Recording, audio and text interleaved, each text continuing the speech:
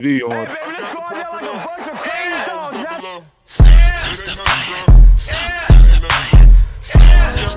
Hey, Shula, you at home right now? Get back in there. I will kick your It's your guy. What you gotta say to the camera? Yes, sir. You play the Giants. Knowing is all you want to. We built for this shit. We don't fold, motherfuckers. We don't fucking fold. Son, I gotta do that in this.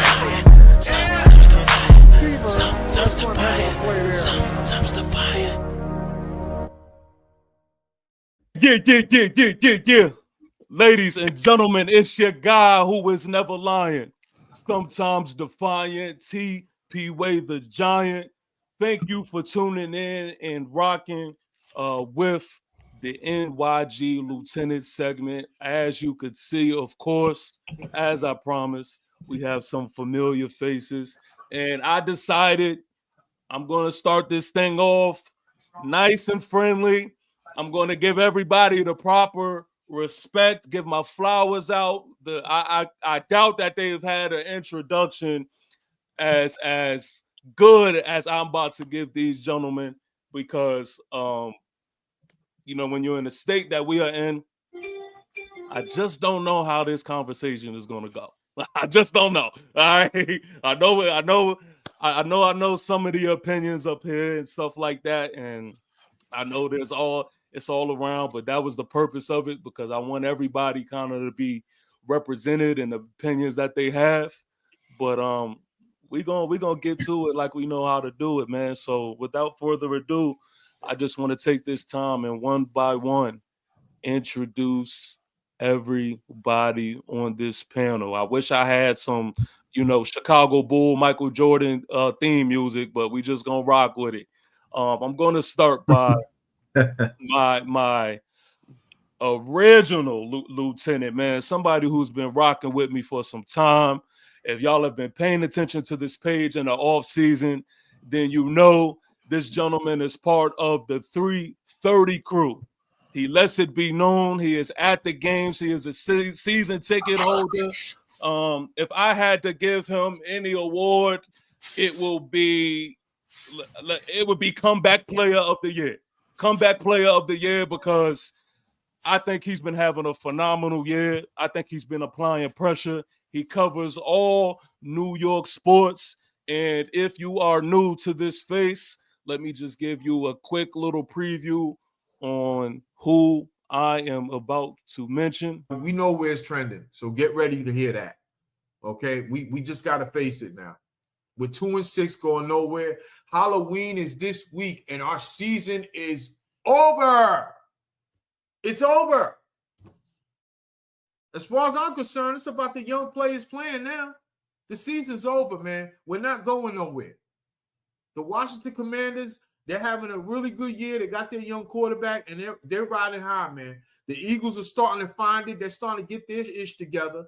Sooner or later, the Cowboys are going to win some games. Where does that leave the Giants this year in this division? We're cooked.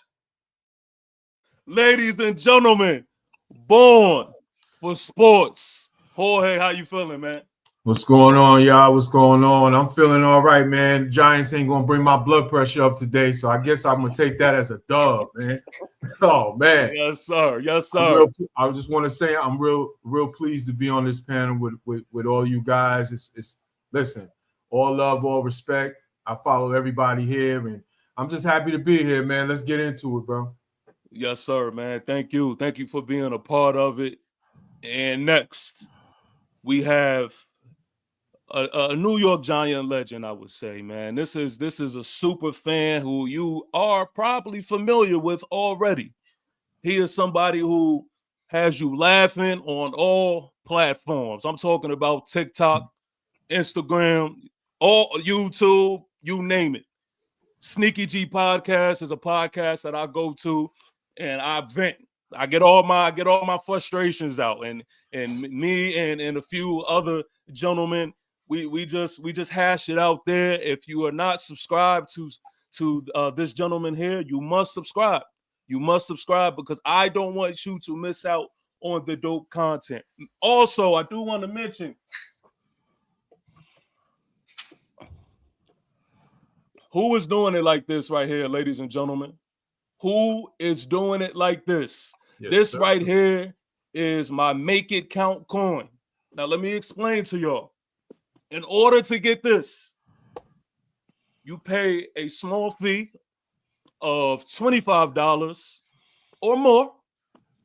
And what's going on is we have Sneaky G, who is around Thanksgiving time, if I'm not mistaken. Yeah, he is this coming Saturday. Yes, this coming Saturday. So let's make moves now. If you get with Sneaky G, he is doing a grocery giveaway where he's paying for groceries, and he's saying on this coin right here, make it count. Make it count. So if you get this stamp, as far as if you're a Giant soldier, man, look, I understand we not doing what we need to do on the field, but look, let's make it count at least, man. So definitely get with him so that we can do that. But I also want to just give y'all an understanding on who this gentleman is. Sneaky G, damn, I can't even find your video, man. But we gonna get it going anyway. We gonna pop it up anyway. But yes, definitely make it count. And next, I do want to take this time to say that this is personally, I can't speak for everybody else, but this is personally one of my favorite New York Giant content creators. I played football back in the day, and I had a coach who used to tell me, you know, anytime you went out on the field, that you should not be thinking, you should know. He says you should know that you know that you know. This gentleman, he knows New York Giant football, and it is the one and only. Sir. Huh? What? Sir? Repeat that. So for me, that's Brian Dable punting and conceding. We know all about punting. That's all we can do is punt on offense. That's what we do. If it involves kicking the ball, the New York Giants are right up there. Field goals, punting, we are right there. I like Brian Dable. It might not sound like it, but I like Brian Dable. But guess what? I like the New York Giants more than I like Brian Dable. I like the New York Giants more than I like Joe Shane. I like the New York Giants more than I like Daniel Jones. I can't do anything about John Mara because he's the owner. He might not be the brightest, but he's the owner, and you can't do anything with him. Joe Shane, Brian Dable, Daniel Jones, you can do something with them. You know what you can do with them? The best thing that the New York Giants are known for right now, and that's punting them. You can punt Joe Shane, you can punt Brian Dable, and you can punt Daniel Jones. Big Dash, ladies and gentlemen. Man, I forgot about that rant, man. I was seeing red that day. I was seeing red that day. Wow. Oh man. I rarely go back and watch my videos. I didn't know I went that crazy. I didn't realize that. I don't go back and watch my shows. I know exactly what you're talking about. Wow. Okay. Yeah, man. That is just one of the gems. That is just one of the gems. That is out there. I can't take that one back. That is out there. Hey, no, let it breathe. Let it breathe. Let it breathe. But Sneaky G, you ain't let off the hook, ladies and gentlemen. Sneaky G. So first off, I just want to let everybody know, those that don't know, I live in Dallas. And I love it here. And I just want to thank everyone in Dallas that I work with, interact with, for their hospitality today. I want to thank everybody for checking on me and just giving me visits, even those few people that I haven't seen in years. Thank you for stopping by and giving me your love. Go fuck yourself. That was after the Dallas Giants game, and everybody was coming to my office and just saying, "Hey, you good? You good?" Yeah, man. And last And certainly not least, this is, let's say, a Hall of Famer. Mm-hmm. This is, some of you may know him as the 60-minute man. and if you don't know, he is good for business. Ladies and gentlemen, I must introduce to you the one, the only. Listen to some of these content creators. Y'all take in what these geeks say as if you trust it. Would you get in a dark alley with some of these fuckers? Huh? I'm talking, you're looking across the alley. It's dark as hell outside, and you see some bad mamma jammas right across that alley. I'm talking some real, legit killers. You walking in an alley side by side with some of these geeks? Look at them. Don't tell me not to judge a book by its cover. I'm judging it. Look at, I swear to God. Yeah, I'm talking about the big man. I'm walking out of that alley. I promise you I'm walking out of that alley. Some of these other geeks, there's no fucking way. There's no way. No way. And some of y'all get your sporting opinions from these turds. Your sporting opinion. Hey, I will walk in an alley with the Copizzle anytime. May I say something? May I say something? Yeah, go ahead, Sneak.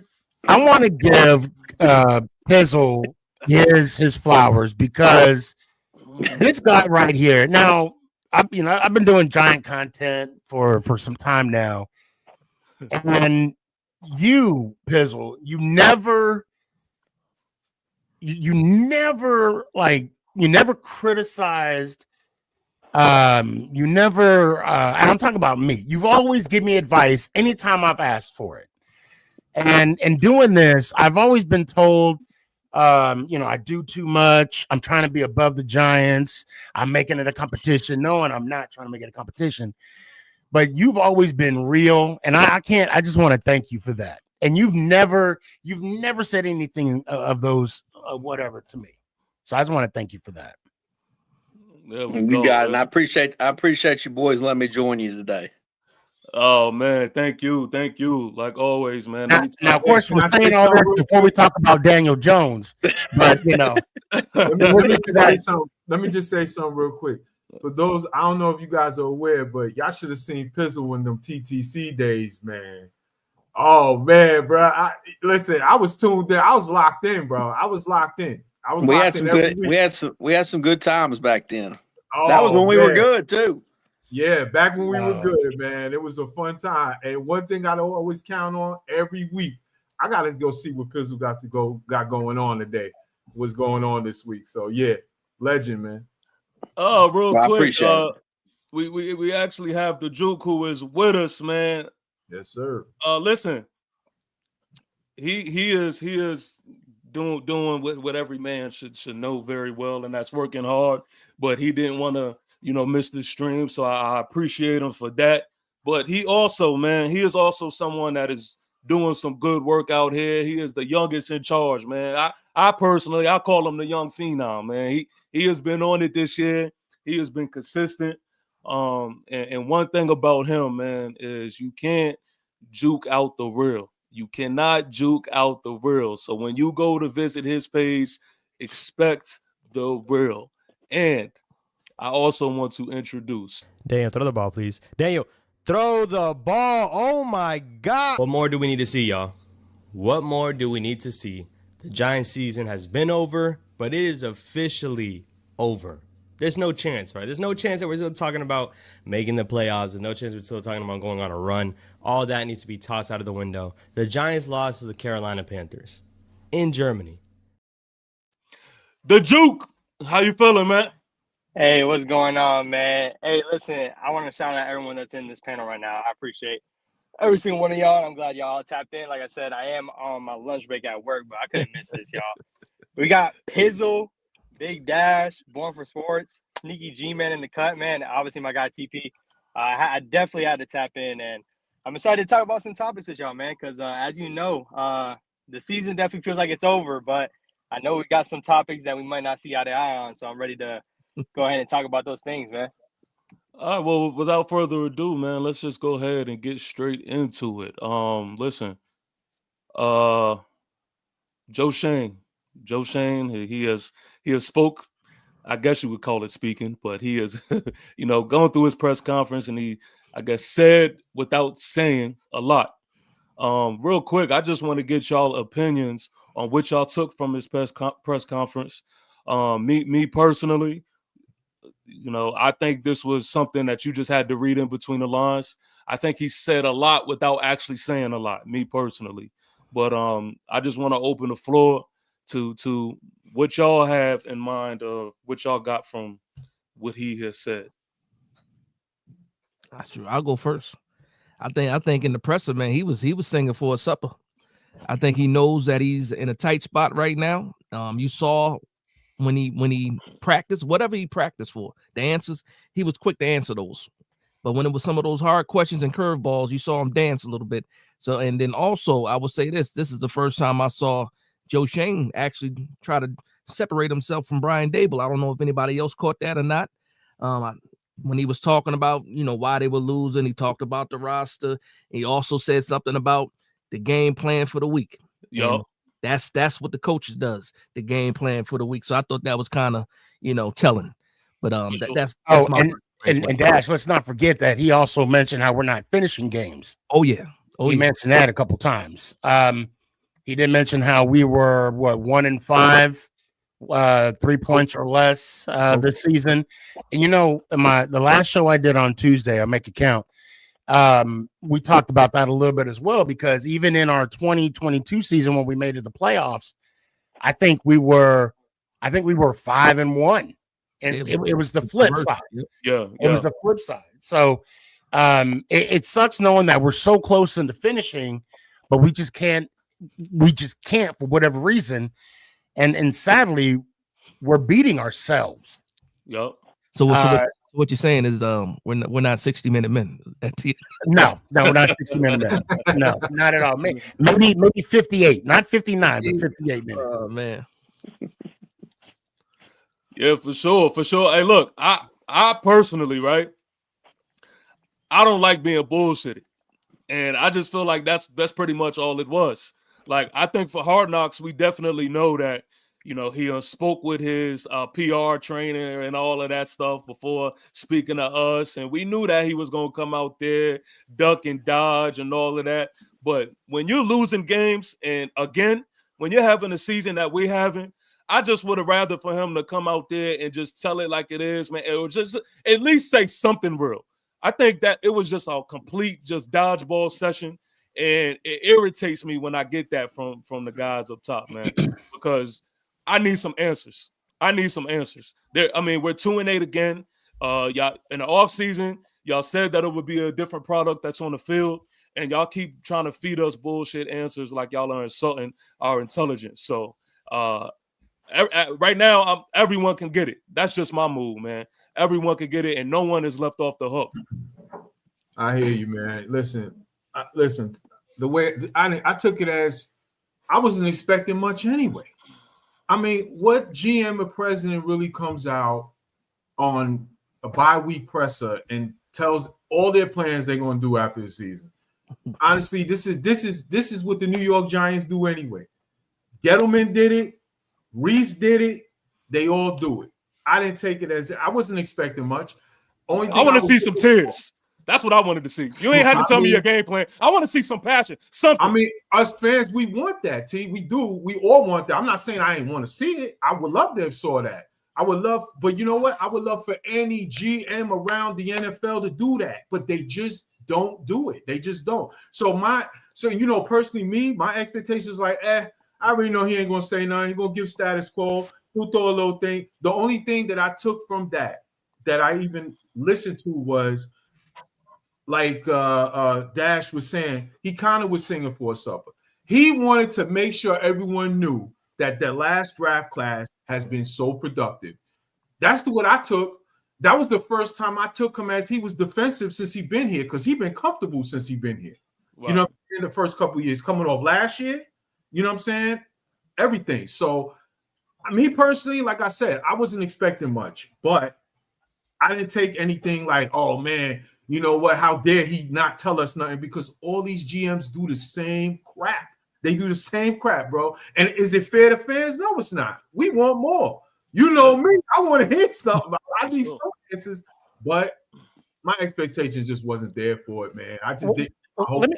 Let me ask everybody a question though. One of the things that Shane kept talking about was evaluating players. Okay, evaluating players. You get, let's just say you get the players for training camp. You get them, you have them during the season, and now the first 8 games. What more do you need to evaluate? There you go. Exactly. I'm telling That's you, my man. only question. And my thing is with Shane. Now, I'm a Shane fan. I'm gonna be honest. I like the way he drafts. I do too. I like the way he. I think it's a good thing we got rid of what's his name. I refuse to say his name. Well, actually, he didn't want to be a part of us. He wanted to leave. That lying son of. I'm sorry. I'm still a little hurt. But I think, we had to move on to address some of the needs on this team. Now, of course, I'm saying that repeatedly to make myself feel better about the whole situation, but reality is reality, right? We didn't re-sign him for whatever reason, and now we got to turn the page. I don't know about y'all, but it did kind of piss me off a little bit when the Philly fans were saying, "Thank you, Giants." No, it's thank you, Saquon. He didn't want to be a Giant. He didn't want to be here. He didn't. We offered him the second highest contract of a running back, and he turned us down. Yo, I noticed that is a conversation again. Like every time Saquon, has a good game, you bring up Saquon, right? Yo, what I cannot mean this in any more way, shape, or form. There is nothing Saquon can do to make me give a fuck anymore. I just don't. Right. Yo, I don't talk about it. Yo, I promise you, I just don't get the crying shit sometimes. To me, I read Twitter comments and shit, in voices. And to me, anytime I hear something about Saquon, I hear, "Oh my God, why did we get rid of him?" That's all I hear. I don't care about that. What are we gonna do moving forward? That's what I care about.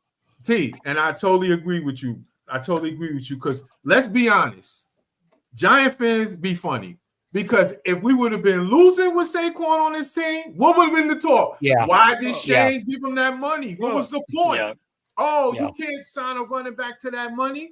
Oh, you can't give a 28-year-old running back a 4-year contract, making him that pay. So it's like we were losing with him, we losing without him. So what is it, Rick? Which is it with these fans? Which is it? You know what I'm saying? Is it Shane is at fault because he let a 28-year-old running back walk, or is it I'm just so done with this conversation.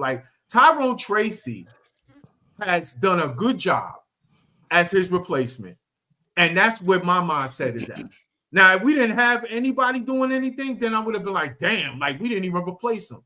Tyrone Tracy is having good numbers as a rookie, okay? Learning week by week, getting better. The fumbles are irritating me. That's the only shit. The fumbles, they got to go. But other than that, he's been doing a good job for this team and showing promise. So right there, I'm done with Saquon. I don't even care what he do.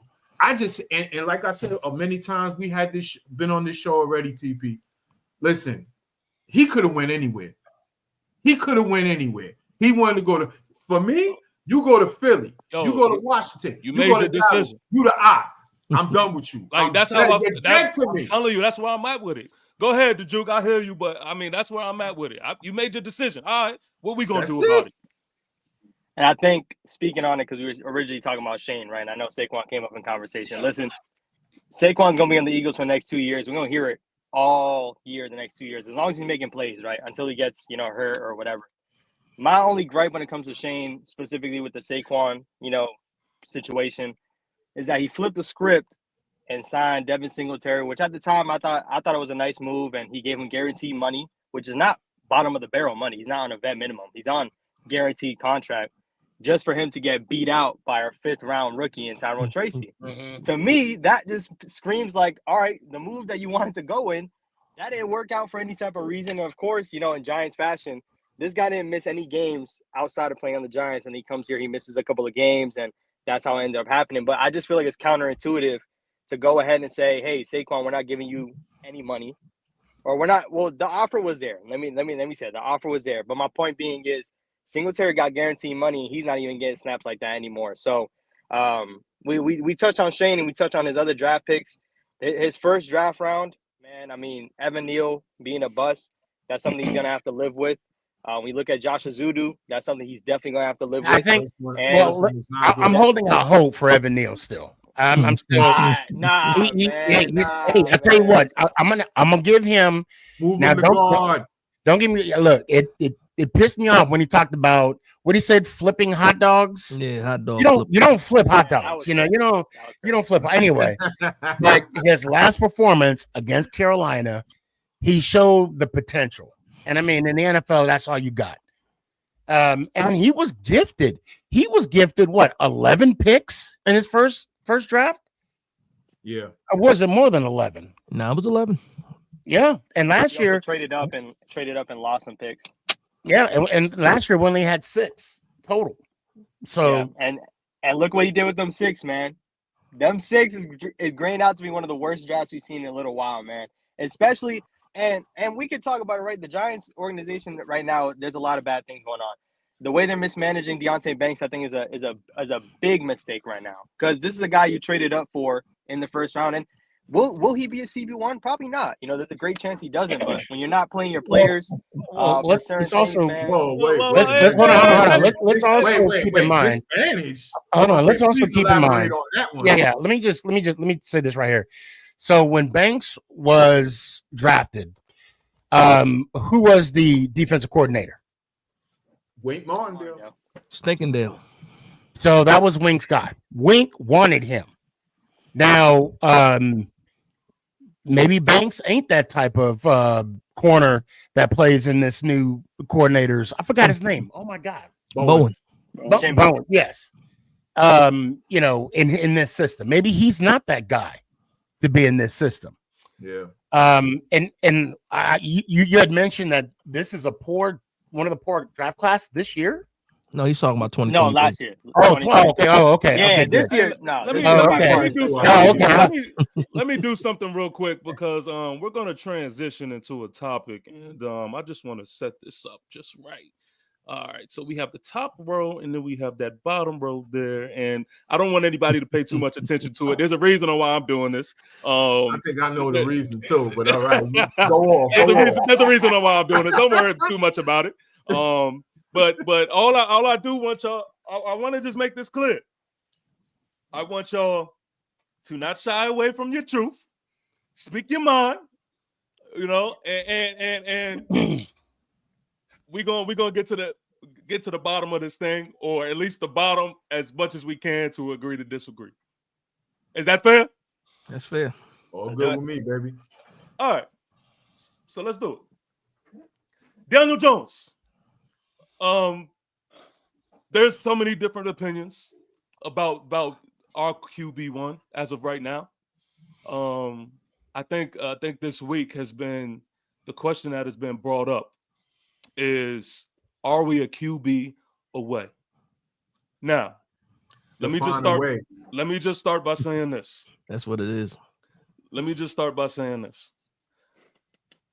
You Giants fans have pissed me completely off with this type of shit. If y'all watch us week in and week out and think that we are a QB away, then I need y'all to go get your eyes checked, and I need y'all to start making sure that every single day or every hour y'all are tuned in to some Giants content, because you are just completely misinformed. Now, I know also, you know, the conversation is, well, what exactly does it mean, right? What does it mean for us to be away? Well, let's say this. Let's just keep it simple. Do y'all think that we are a quarterback away from being a team that is competitive with anybody in the NFC East? Me? Hell no. And I'm gonna start and end it right there. And then as soon as somebody shakes the tree, we're gonna really get into it. Sneaky G, how about you? Do you think that we are a quarterback away from competing in this division? Look, we need help on our DBs. Talk about it. We need more consistent play with linebackers. Now, don't get me wrong, Block is doing the damn thing. I think we could get a little more consistent. And I think someone touched on it earlier. Running backs, turnovers, fumbles. Okay. Wide receivers. We're leading the league in drop passes. God damn, that sounds like a Daniel Jones problem. If you ask me. And I've made this comment a bunch of times. Look, I'm a Jones guy. Hold on, Sneaker. We're gonna get into it. Trust me. I just want everybody to answer. I want everybody to get the feel of what's going on with the brains of us right now. Pizzle, what do you think? I think everybody knows where I stand. I mean, I'm pretty. It's pretty clear how I feel about the whole situation.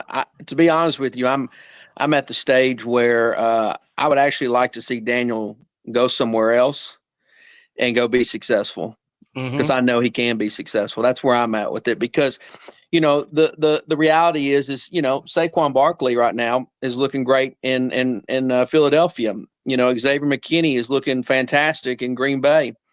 I saw Evan Ingram making plays today in Jacksonville, although they got killed today. But nevertheless, there's plenty of players that are Sterling. I thought Sterling Shepard's career was completely over. All of a sudden, he's in Tampa now catching TD passes. So, you know, to me, there's something wrong. There's something inherently wrong with the New York Giants right now. I don't think it's all about quarterback play. Now, this past week was a fantastic week for anybody that doubts Daniel Jones, because they got some good clips of, you know, some missed things that he did in Carolina, as if no National Football League player is allowed to have a bad game or anything like that. He's actually had relatively a lot of good games this year, but unfortunately, the Giants just haven't had a lot of success in winning. And so, he did have a really bad game in Germany. Yeah, he did miss some throws. Yeah, there were some guys open, and you can play it over and over and over, but let's not pretend like, you know, that it's a quarterback away. You know who thought they were a quarterback away? The New York Jets. New York Jets thought they were a quarterback away, so they went and got Aaron Rodgers. Now all of a sudden they look like a damn bunch of fools out there. You know, I mean, so, you know, we can sit here and be the Jets if you guys want to be, but the reality is there's something wrong with this team. Before we move on, I wanted to go back to Shane real fast. Yep. I didn't get to make a point there, and I want to make a point. You know, this is a very challenging year for him, because obviously the offseason stuff was aired on Hard Knocks. There was no other general manager that had his stuff blasted out there like he did, right? And I kind of pity with him a little bit. I feel sorry for him, because he did everything in his power to get Saquon Barkley on this team. You know, in 2022, on the bye week, he offered him a huge fat contract. Saquon said no. They went into that offseason. He fought Saquon over and over and over. Saquon wouldn't agree to a deal. And then all of a sudden they go into the next offseason, and he wants to go to Philly. So I will say this: the running back room for the Giants is actually a great example of the issues that this team kind of has in a lot of ways, and the fact that they couldn't get the deal done with Saquon, so talent went out the room. They go and get what I think is a bad free agent in Singletary. They go and they draft Eric Gray, who looks like on college tape is a poor man's version of Saquon, but he hasn't developed from coaching. Yep. And then they actually, believe it or not, got lucky as hell with Tracy, because I think they really drafted Tracy to be a kick returner, and the son of a bitch is a damn good running back. So who showed zero flashes of being a good running back in college. So they got completely lucky. So the reality is that, you could sit here and blame Daniel Jones all you want to, but the general manager hasn't done a very good job. the coaching hasn't done a very good job of developing players. Evan Neal looked really good coming out of college. He's been terrible. He has. I mean, he's regressed. Where has Wan'Dale Robinson got any better since the day he got here? What the hell happened to Jalen Hyatt? What the hell happened to him? And this isn't just on the offensive side of the ball. You just the Juke just brought up Deontay Banks. Why is he regressing? That has nothing to do with Daniel Jones. Why is he regressing? What happened to Bobby O all of a sudden? He was a machine last year at linebacker. You don't even hear that man's name. There are players on this team that are regressing week in, week out that have nothing to do with the quarterback position. Hold on. I need a fire extinguisher. Fire extinguisher, please. I need a fire extinguisher right now. I'm just saying, like, I understand that the topic that Giant fans and most notably content creators love talking about Daniel Jones because he's been here for 6 years. He this and that, which, by the way, he has not really been here 6 years. Okay, there were some of those years that he was hurt. Okay, missing near last year. He missed the whole damn season, damn near. Okay, so you can talk about year 6. You can talk, but he's missed a lot of time during that moment. All right, he has, and that's the reality.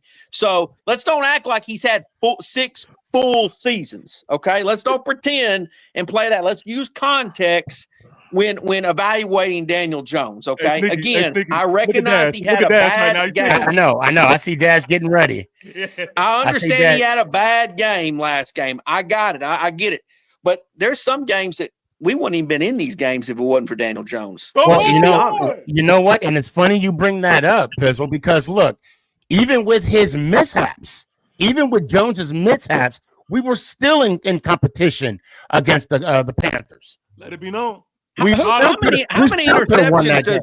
interceptions does our defense have this year? Does anybody have that number? One.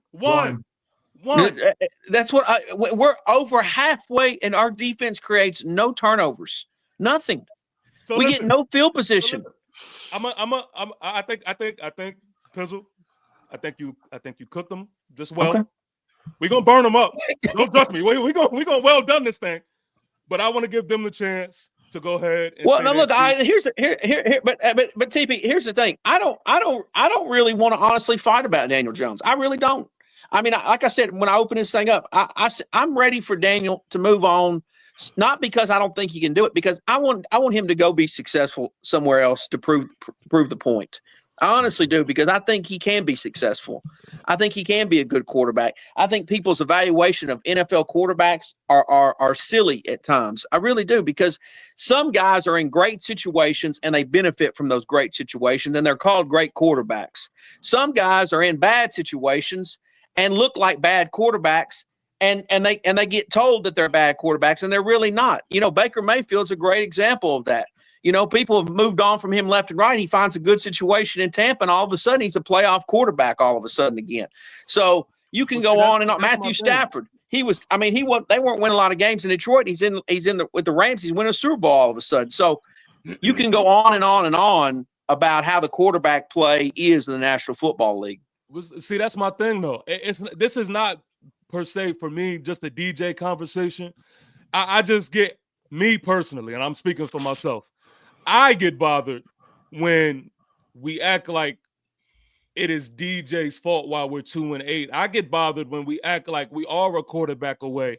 I get bothered when we have these conversations, because I think that we are going with the trickery. But go ahead, bottom row. Go ahead. Well, before we move on, I just want to say this: when people talk let him go. Let him go.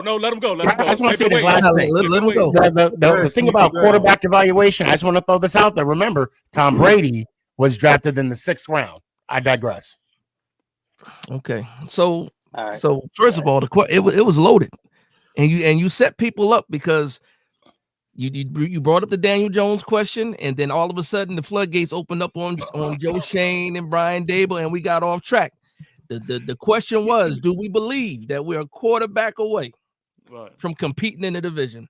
Right. And to me, I think we proved in some of these games, that Philly game, that first half, Dallas first half, Washington in those games, that those games were close at the beginning. And how did we lose them? And we don't want to judge by seasons and say it's not a full 6 seasons. Well, let's do it by regimes then. And as far as the regimes go, the last 3 regimes or two regimes and 3 coaches, there's been one common denominator.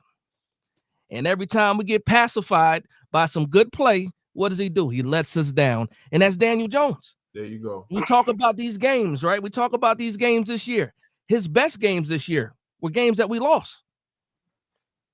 The games where he was.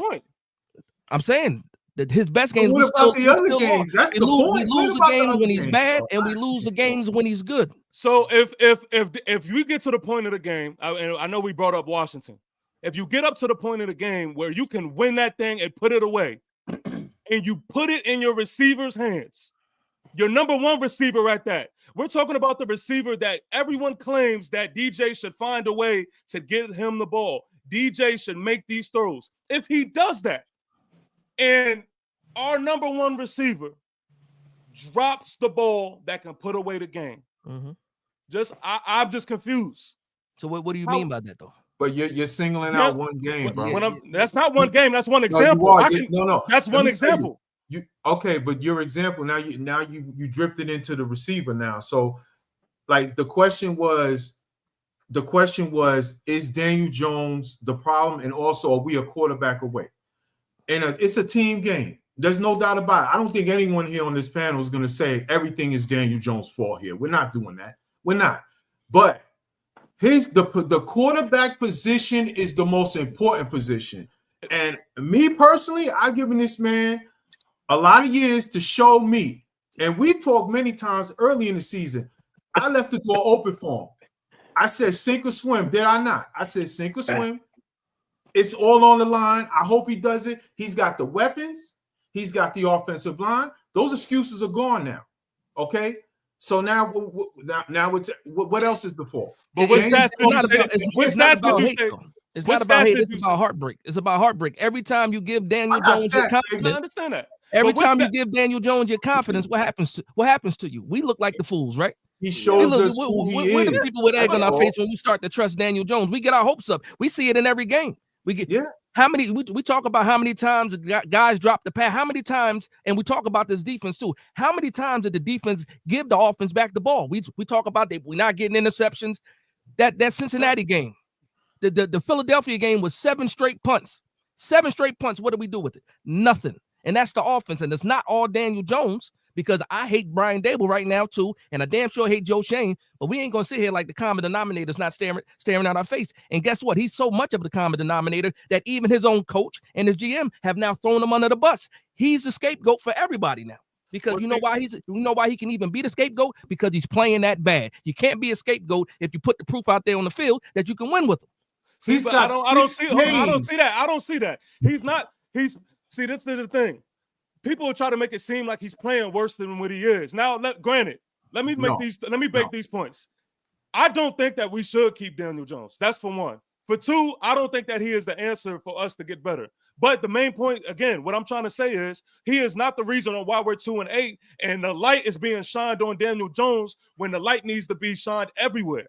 I think that he is the scapegoat, and I think that is the problem.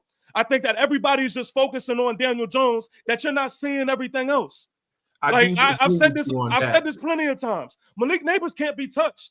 And I even had this conversation with Washington fans. Like the Jaden Daniels, like there was a content creator that I was listening to the other day where he's just like, yo, I understand that we love Jaden Daniels and he's our new, QB1 and things like that, but he still deserves criticism. And I'm listening to that like, damn, that's exactly how I feel about Neighbors. Like, how many times are y'all gonna let him do things that's gonna hurt this team? But who let him slide though? But who let Neighbors slide? Us for one. Nah, we just point at the bigger problem, because you can't sit here and tell me like right now, would you rather have Jones or Neighbors? Who's better for the future, Jones or Neighbors? Of course, Neighbors. It's simple. Right. It's simple. But there's always a simple. There's always a simple answer. Like right now, if I ask you a question right now, what is your faith that Daniel Jones could take you on a game-winning drive? What's your faith from 0 to 100%? With this team? with this. Well, yeah, Well, with the team. Zero. How do I have? Why, they ain't giving me no reason to give him faith. We So- drop balls and shit. We fumble the balls at the end of the game. Well, I mean, yeah. Why would I have faith? But what about the bad passes though? What about the errant throws? What about not reading the coverages? What about that? We cannot ignore that no more, guys. It's way more bad passes than drops. I just watched the Steelers and the Ravens, It's and way Lamar more was bad making passes bad than passes. Lamar makes bad passes damn near every week. Lamar's an MVP. Don't do that. Exactly. That's the difference. Don't do that. Exactly. And that's my Let me point. tell you something. Lamar Jackson makes more plays to win games that you don't even notice when he makes a bad play. Don't do that. That's the thing. Come on. You I'm always, sorry, Dash. Let me just read this, Dash. I need to read this, bro. I gotta get this out. Okay, since we're in this stand, we just trying to like put all the blame on everything else. It's a team game. Everyone gets blamed, especially the quarterback position because they're the quarterback. And that doesn't mean I'm saying that the quarterback is the main reason. But let me read some stats. 6 games, 0 touchdown passes in 6 games, bro. I don't give a damn about no stats. No. You got to give a damn, bro. You got to give a damn. The name of the game is scoring, baby. I know what I see. We got to score points. Stats can be misleading all over the place. We got to hold on. Man, when Daniel Jones is leading the QBR, you know what y'all say? That shit don't matter. No, that's not what I say. That's not what I say. Don't judge me as the others, bro. Don't judge me as the others. You know, and like I said, everything can be explained simply, right? Come on now. Everything can be explained simply. When a player is good, we don't argue about it. No. There's no running the PFF, getting grades and getting rankings. When like Patrick Mahomes can have a terrible season, but nobody's going to say Patrick Mahomes isn't good. We only defend players that aren't good. I disagree. And when Daniel Jones plays well, I'm always the one to say he played well today. That's not true either because people complained after 2020. We won in 2022, and people complained then. If I could chime in real quick and just touch on the original question I had, which pretty much it was. Yeah, because I don't even think everybody has. Are we a quarterback away? It's hard to say, of course, but I'm more than welcome to rolling the chances on getting another quarterback and seeing if it is. Because obviously the real question is that quarterback going to be the quarterback? Like Copizzle said, the Jets were hoping on getting a quarterback. They get Aaron Rodgers, and that's the wrong one. Hey, they picked the wrong one. They picked the wrong one. But I am more than happy rolling out rookie quarterback. Let it be whoever it is. Obviously, hopefully it's the right one. But what are we going to do? Like, what's the worst that can happen? Lose the same way we're losing right now? That's the biggest thing. Like, we're losing with Daniel Jones anyways. I'm more than willing to go ahead and move on, get another quarterback, and try to see if that will ignite a fire in this team because you see it, man. I touch on it throughout the season, man. And I'm not going to say we're going to get the next Jaden Daniels. I'm not going to say we're going to be the next Commanders. But hell yeah, it's upsetting to see the Commanders playing the way they are because guess what? It kind of reminds me how we felt the first year under Joe Shane. Do y'all think the Commanders are better because they just got a new quarterback? The biggest reason. No, that's the biggest. The Commanders be with him right now. Checkmate. I got him. That's not my biggest reason. No, ain't no checkmate. There's no checkmate. No. Year in and year out, the Commanders I'm not even saying he's the reason. Different quarterbacks. No, I mean, completely different quarterbacks. Again, y'all get too deep. Take Jaden Daniels off that team. Who did they have last year? Sam Howell. Do they do the same thing with Sam Howell with that same roster? Absolutely not. Who's making get on the coach? Get on the coach. Who beat the Giants in that Commander game? How many times did Jaden Daniels break a tackle? How many times did he break a tackle and get a first down and keep the drive alive? That was him. He single-handedly beat the New York Giants. We missed the field goal at the end of the day. We lost that game. I think we lost that game more than we lost. We lost both. They swept us for the first time. How many since we got shut out in that first half? I believe in MetLife because I was there. We got shut out in that game. Which game? The first or the second one? The first Washington or the second game? Okay, and again, it's a different argument because it is. You try, like I said. A lot of the points you guys are making, I can't even fight them because I feel the same way about when it comes to Brian Dable, when it comes to this defense, there's a lot of blame to be going around here. But the original question was, how do we feel about, do we think that we're a quarterback away from competing in the division, not winning the Super Bowl, right? Competing in the division. I think a different quarterback beats the Commanders, beats Dallas, and definitely puts up a better chance against the Philadelphia Eagles. Again, 7 straight punts. We gave that offense. We gave the offense. 4 chances before Philadelphia even put a point on the board? Seven Yeah, straight. we ain't losing. Seven We straight ain't losing punts. no Panthers. We ain't can't losing no score in the Panthers first either. half. My Pizzle, answer go ahead. is we are the Pizzle, go right ahead. quarterback away. I see you. I And see you biting your tongue up there. one more man. thing too, though, because we keep talking about these Commanders, right? That game against the Commanders. How many yards did we have in that first half, the entire half? I just said that we were shut out in the first half. Listen, but okay, so listen. This is why I love that. That's a perfect example, and this is why I just believe in that stats can be so misleading, because in that first quarter, we know for a fact that the offense was super duper reserved. They were running screens and running the ball. That was all they was doing. But no one likes to mention the fact that Daniel Jones had 50 yards rushing on the ground. No one brings that up. And then in that second half, he turned that thing up. And it was not Daniel Jones' fault on why we lost either one of those Washington games. And I could go on. It's not his fault why we lost that Dallas game. Those right there are 3 wins. Wait a minute. It's not his fault we lost the Dallas game? Are you kidding me? Right now? Bro, we kicked field goals the whole game. Short circuit and drop. Now, I will say this. Robinson dropped a pass. Hold on. Now that I think about it, I'm not going to say it was all Jones's fault. We lost the game, but he was a part of it. He was a part of it. He's always going to be a part of it. I agree with that. Goals. And I told you, TP, I was mad at Dable that day because he didn't go for it on 4th and goal at the 2. I was pissed off that day. You know what I'm saying? We should have started this conversation with Dable, because again, nobody's going to win this argument because we keep going to what the rest of the team is. It's a team sport, but the most important play on the field is the quarterback. If you can't score points, and then we got the nerve to talk about this defense when in all of these games, what did the defense do? Give you a damn chance, so they couldn't anymore. Exactly. On the field. How much fight? Come on now. To be honest with you, I still don't even know your answers. Go again? What is your answers? My answer is I think we're the right quarterback away from competing in the division. Yes, I feel that way. I feel that way because these games have not been blowouts. They haven't been I think the worst game we played was against the Eagles. That was the worst game we played. Let's be honest. It was a terrible day that day. I was there. But to me, you look at the defense, and I said this before the season, TP, and you my witness. I said they have the best pass rush in the division, okay? And what do? They lead the league in sacks. The run defense is garbage. That's a problem. That's a problem, okay? Big problem that I have with Bowen. But nevertheless, like Dash says, the defense keeps us in a lot of these games, man. Let's be honest, bro. Look, before that Eagle game, they hadn't given up more than 19 points a game. And what was our record? Because why? We can't score. Sneaky Pizzle, please. Come on, now. And that's what I want to say. Look, the fact that they didn't score, our opponents didn't score more than 19 points. We couldn't score more than 15. There you go. We couldn't get but when we talk about defense, we're arguing about defense. And I don't know why I keep reminiscing that CeeDee Lamb play with Banks. I keep going back to that play. The lack of effort. Yep. On that play.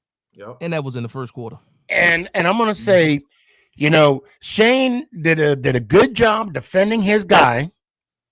But let's not be remiss. The following game, Banks got taken out for lack of effort. Come on, as he should.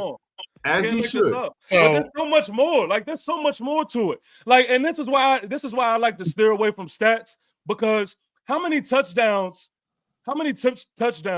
got taken away because of penalties? Speaking of penalties, how many pre-snap penalties have we dealt with? Like, come on, man. There's so many factors that stats are not. Let me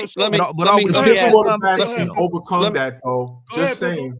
Well, let me. I want to go back to the Commanders real fast because, see, this is the disconnect that people have that are either pro Daniel Jones or against Daniel Jones. Because when you brought up the case of, well, is Jaden Daniels the reason why Washington is good now? And these guys said yes, and they're partially correct, but they're partially wrong in the fact that Washington was number one in the whole league of roster turnover in the offseason. They completely flipped their roster. Dan Quinn regardless of what happened in that Super Bowl, he's a Super Bowl head coach. He's taking a team to the Super Bowl. He is also probably one of the reasons why Dallas now is faltering and is no good anymore, because once he left that organization, they have went to pieces now all of a sudden, right?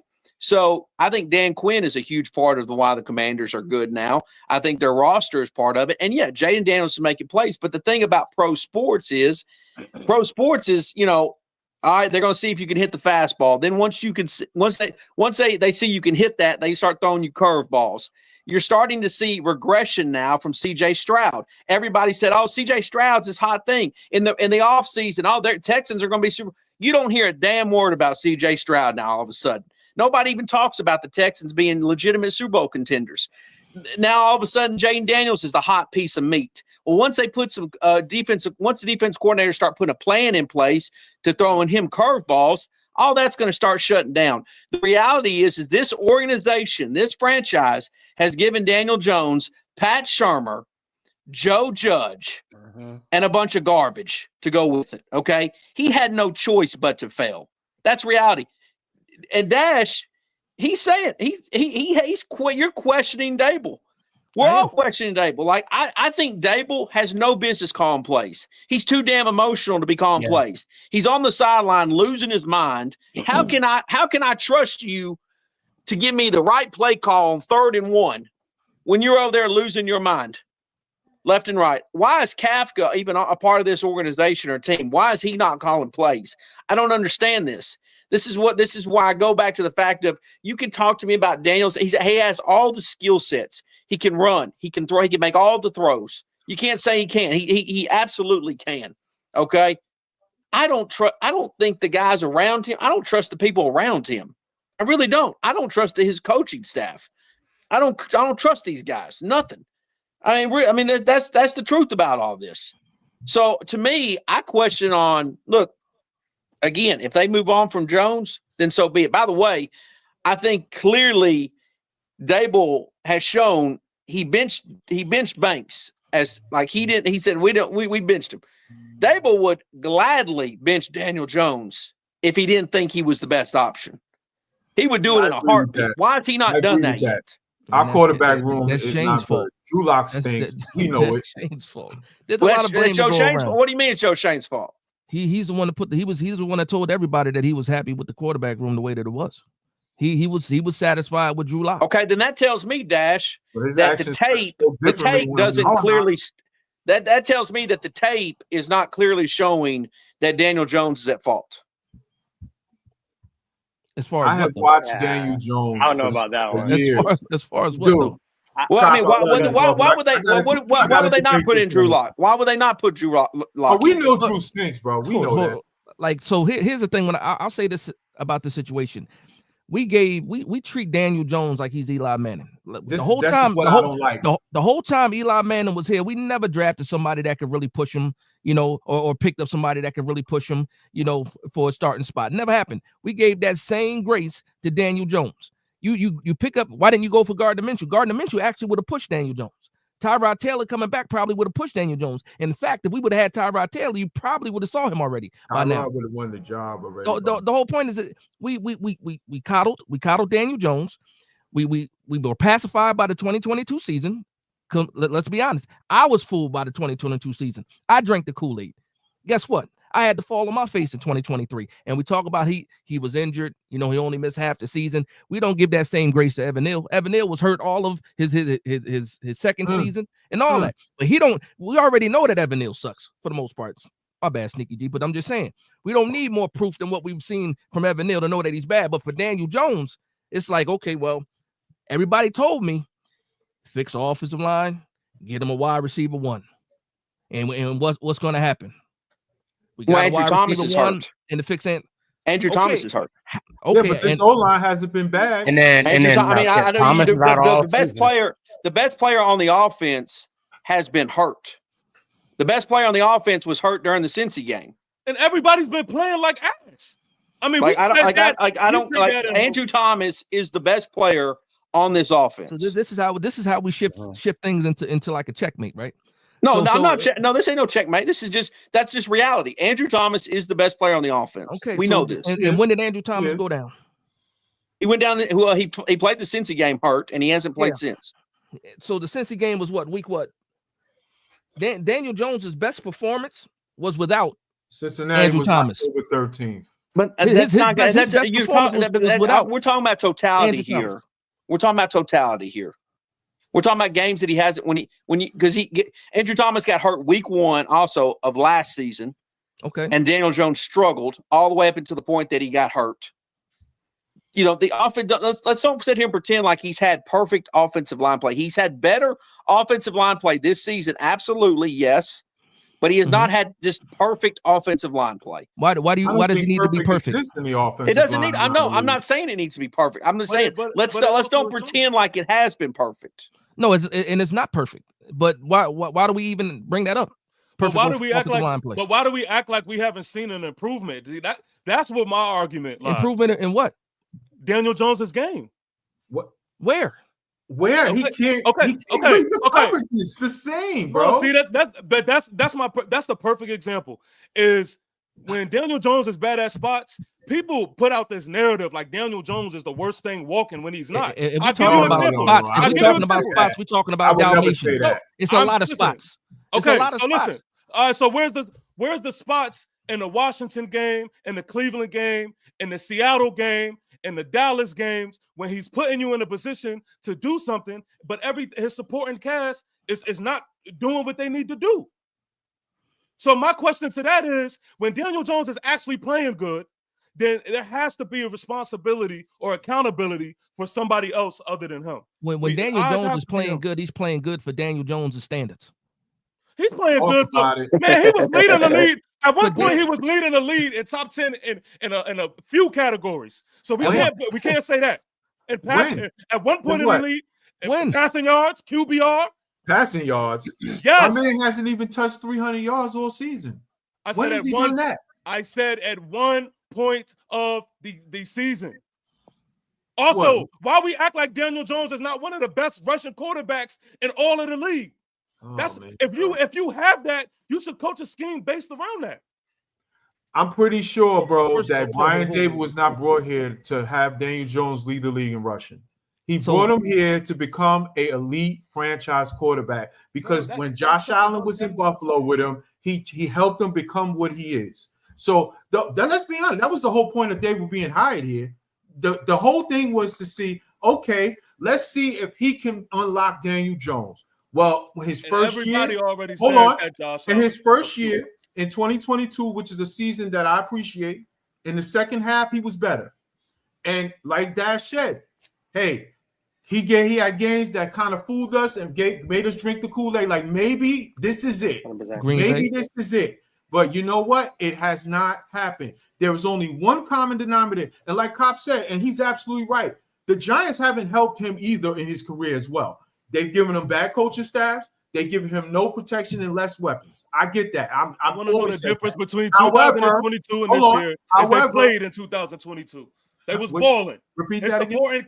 His supporting cast helped them in 2022. They was balling in 2022. That was the difference. Hold on, wait a minute. Every coach that we brought in here has ended up being bad, but every coach that we brought up here had some success before they got here. Exactly. So but they're not having success now.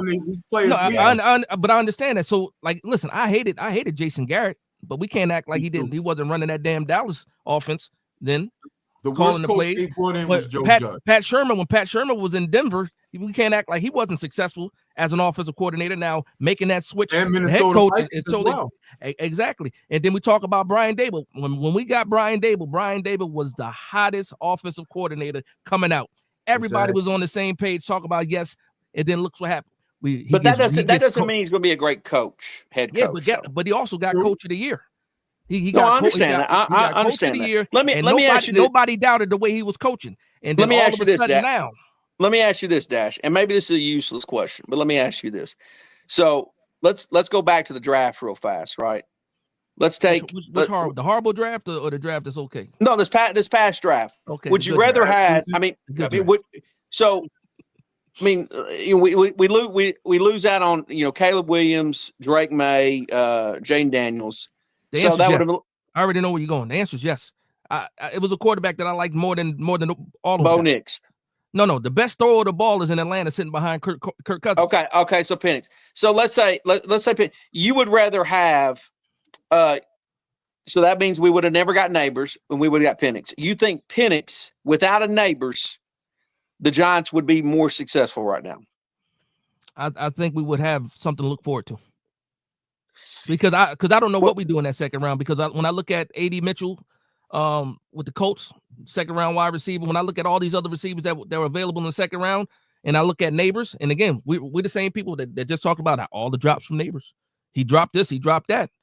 If I got Michael Penix, I feel 10 times better than I do right now. Because guess what? Now I'm not in a position of looking at college football, looking for another quarterback, which we are in right now. Because again, Michael Penix will be here. We most likely would see him this week, and then we would have a good idea of what we got. But instead, we're sitting here in the same boat. Go ahead. No, we would still be sucking ass. We still have receivers who can't catch the ball. Yeah.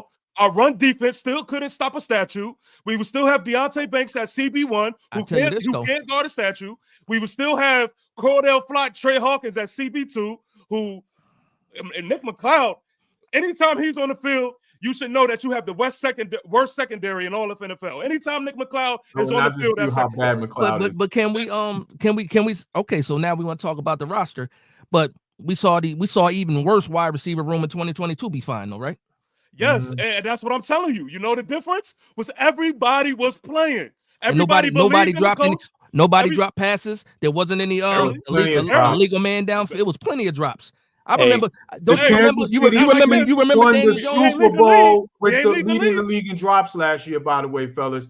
And I'm not comparing Mahomes and Jones, but Patrick Mahomes won the Super Bowl last year with his team leading the league in drops. So let's stop exaggerating the whole drop pass. I'm gonna take one of Big Dash's lines.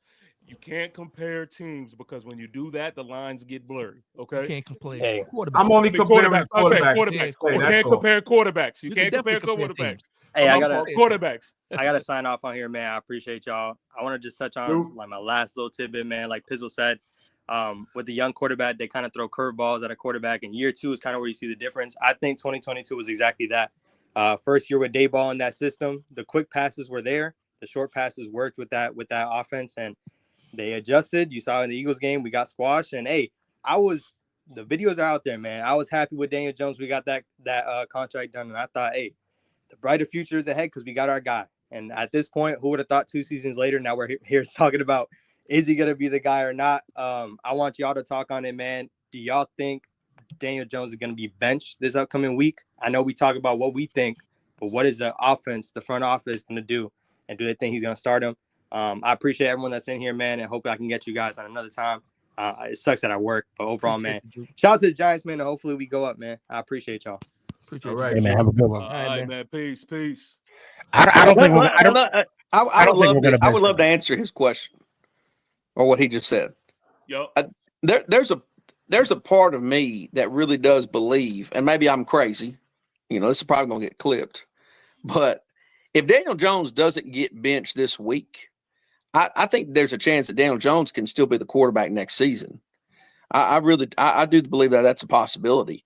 Now, that doesn't mean that they won't bring somebody in to push him like Dash is talking about, but I really do believe that this regime it wants to move forward with Daniel Jones. I don't think that, to me, they may have privately thrown him under the bus, but if they would have already moved on from Daniel, he would already be benched. They would have already told Drew Lock he's going to be the starter right out of the gate. I really don't think it's as clear cut as a lot of people, fans, content creators have making it that, they're just going to go straight fix the quarterback in the offseason. I'm Cam Ward, Shador, like, I'm not for sure that that's where their head's at right now.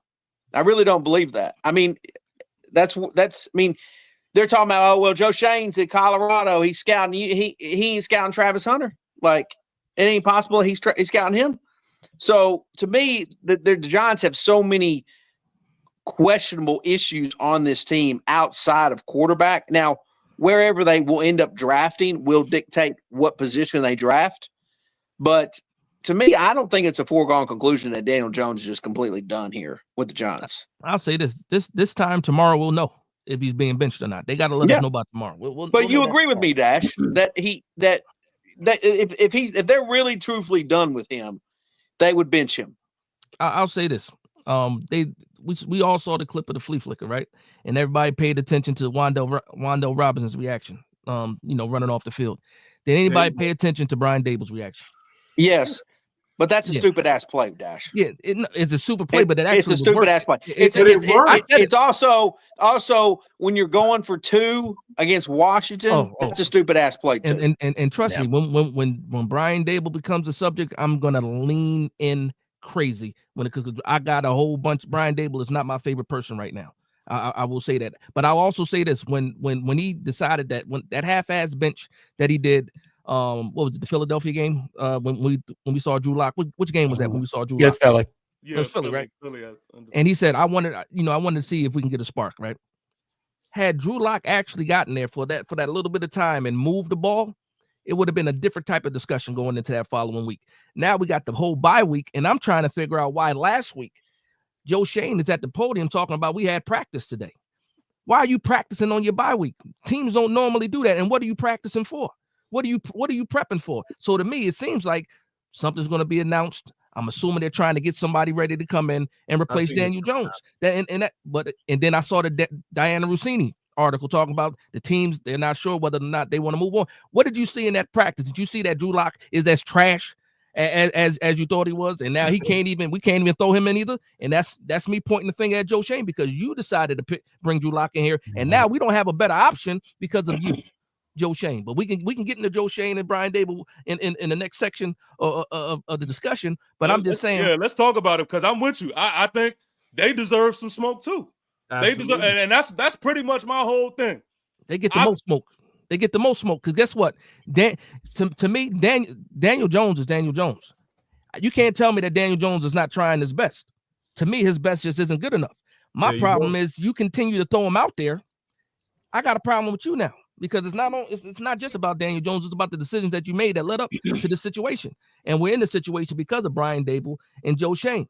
And Brian Dable right now looks like a dummy because he doesn't know how to manage the game. He doesn't clock management, adjustments. You never see it happening.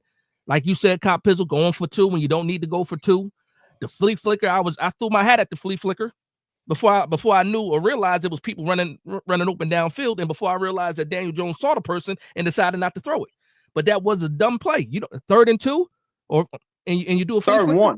3rd and 1, and you do a flea flicker. No, not when Tracy's running the ball like that. Absolutely not. So yeah, I've been saying this for some time now. When we're 1-7 or 2-8 or whatever the case may be. Why are we doing gimmick plays? That's the whole point. I'm Stinky. That is exactly what I'm saying. That doesn't even it has nothing to do with quarterback play. It has to me. It's like why we're not even good enough to even be trying any of that shit. Like for us to be even doing that, and I understand certain situations calls for a play like that, but Tracy was running the ball good against Carolina. Why it just doesn't make sense. This is why I say I don't think Dable should be calling the plays because I think he's too emotional on the sidelines in certain situations. And Pizzle, it's not only the gimmick plays. We can't even do RPOs properly without getting a penalty. We go from like 2nd to 5, right? And then we get a legal man downfield, and now we're 2nd and 12, 2nd and 8, or 2nd and 7. And I want people to understand, man, when you have those pre-snap penalties, that's a coaching error. Like your team is not coached up enough to where they're disciplined and they're preventing themselves from having these penalties over and over and over again. And I just don't see the development of players. That's also a coaching error. Can I say something negative about Daniel Jones? And I usually don't speak negative about Daniel, but I'll say something negative about Daniel. I think Daniel is a type of person and a type of player that doesn't like to go off script. I think he's a person that goes for word by word what the script says, what the situation calls for. I think if he's a person that says you be here at 7:55, he's there at 7:55, right? I think he does everything by the book. I don't think he is an off the script type of player, right? When stuff breaks down, that's not where Daniel Jones is going. Now, he has the ability with his wheels to make stuff happen and make escapes, but I don't think Daniel wants to live in that world. I think Daniel wants to live in a world where it goes as, cut and dry, A to B. I think that's what he wants. And so when you have his last two coaches, in Judge and Dable, who were very emotional type coaches, I think that can be a little much for some people, right? Yeah. Shermer, for example, and I'm not advocating that we should have kept Shermer as head coach, but he was more of an even keel, low keel, not really going to get upset type of guy. I think that was kind of the dynamic that Daniel Jones could have been successful with. More of a type of a person that wasn't so emotional, so aggressive. And I don't think Dable's style goes with who Daniel Jones is as a player, truth be told. My only push against that is Dable has not changed since 2022. The only thing that changed is that we won games in 2022. Dable has been just as fiery as he was. We loved it when we were winning. Yeah. I agree. I agree with that, but I do still think that Coach Dable had more of he had the nickname the Balls type thing. Oh yeah, he definitely lost that too. I think that's the major. I think if anything changed throughout those years was that. But I agree with you on that. And I want to also just react to what he said about Daniel Jones, his critique of Daniel Jones, and I think he's spot on when it comes to Daniel Jones. Is playing above the X's and O's is not Daniel Jones's game. I also think that the best game for Daniel Jones is a quick game. The less thinking that man has to do, the better he plays. One read. And I don't know why Dable waits to go up tempo. Because as soon as we go in up tempo, what happens? We go right down the field. We saw it in the fourth quarter last week when everybody under the sun said that Jalen Hyatt sucked. I saw that man on one drive do more than 9 routes. He was doing comebacks and all that. And guess what? He was getting the ball. He was blocking. But all of us. So I got big problems with Dable. But that's go ahead. I'm sorry, Dash. But that's the point I'm trying to make is you have a player that wants to play a certain style. Surround your offense to that style. Baltimore does what they do with Lamar, right? They play to the style that Lamar wants to play at. He wants to, he wants to kind of have that run. Now, look, I think Lamar Jackson is a pure quarterback. I've really enjoyed watching him this season, particularly than any other season, but he runs the ball sometimes like a running back. They played to his style. I think Dable is so hard-headed to try to make Jones into how he wants him to be instead of how Jones needs to be or how Jones wants to be. I think there's a clash there between those two. But we got to admit though that Jones is limited though. That's what I'm saying. Like Lamar Jackson plays above the X's and O's. That's something that Daniel Jones can't do. Now understand you do want. I think what we saw in 2022 was Brian Dable coaching the offense to fit Daniel Jones. Once he wanted to open it up a little bit, and we found out that he once you give him a little bit more to do, he's not good at that. But so do you? It's almost like the situation with the Chiefs. They were winning with Alex. What was his name? The guy Alex from Stanford. Smith. They were winning with Alex Smith, but even though they were winning with Alex Smith, they felt like you know what, this ain't the guy that can take us to the next level, and that's Andy Reid making that type of decision. And then he got Patrick Mahomes, and the rest is history. So I think it's the same situation. Once they adjusted to what Dable was bringing with Daniel Jones in that 2022 season, it was supposed to be okay. You gave this, you fixed it. Now we gotta counter that. So I need Jones to play a certain way because now what we're doing, DJ, is not working anymore because they're onto us. So I need you to be a little different now. I need you to read the defenses better. I need you to let that thing go. I need you to anticipate more. Throw anticipation throws. You know what? The NFL, wide open, doesn't happen a lot. Sometimes you got to throw him open or you got to throw the ball where he's going to be open. DJ, to me, has never been that guy. He's like, he's like Cop said, he's on script all the time. So if he sees something right away that's not there, he's not going to throw it there.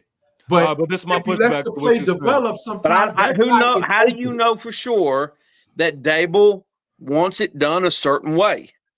I'm not saying that Dable doesn't want him to complete a pass that's open. What I'm saying is that Dable is so strict in how he wants his offense to be run that if Jones does do something different, that he's going to get some backlash from him. This is what I really think there's a disconnect between coach and quarterback. You might be right. But this is the thing. This is the thing. Hold on. Hold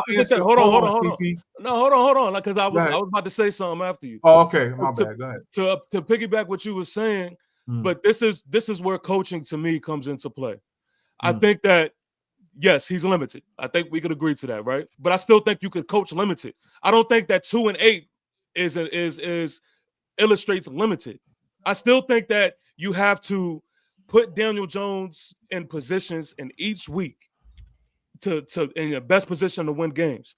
There are some games like but you know what that's called dumbing it down though. That's dumbing it down. If that's what you have, then so what? But that's what we did. That means we see it all the time. Yeah, but what? I'm not even talking about something better. I'm talking about what you have this year. We can't change that. We have Daniel Jones this year, so let's go with what we have this year. Don't get it twisted. I think there's better out there. I'm not saying that Daniel Jones is the guy. I think that, for example, and we'll talk about it, but I think like Shador brings a whole nother element to the offense. But I'm talking about as far as coaching it. Your job is to put the best product out the field of what you have. Now, you know Daniel Jones is limited. You know Daniel Jones, he may lack certain abilities. But that doesn't give you an excuse to put out a horrible offense out there on the field. So my pushback on that is the old stuff used to work. But when the old stuff don't work anymore, and then also the new stuff is not working because your quarterback can't do it, then you're stuck between the rock and the hard place. If you look at every defense that we've played this season, they play us the same way. They wait pre-snap, they bring people up. As soon as Daniel Jones snaps the ball, everybody goes back, and all of a sudden he doesn't know what to do with the ball. That's what happened because we've been getting out coached like a motherfucker.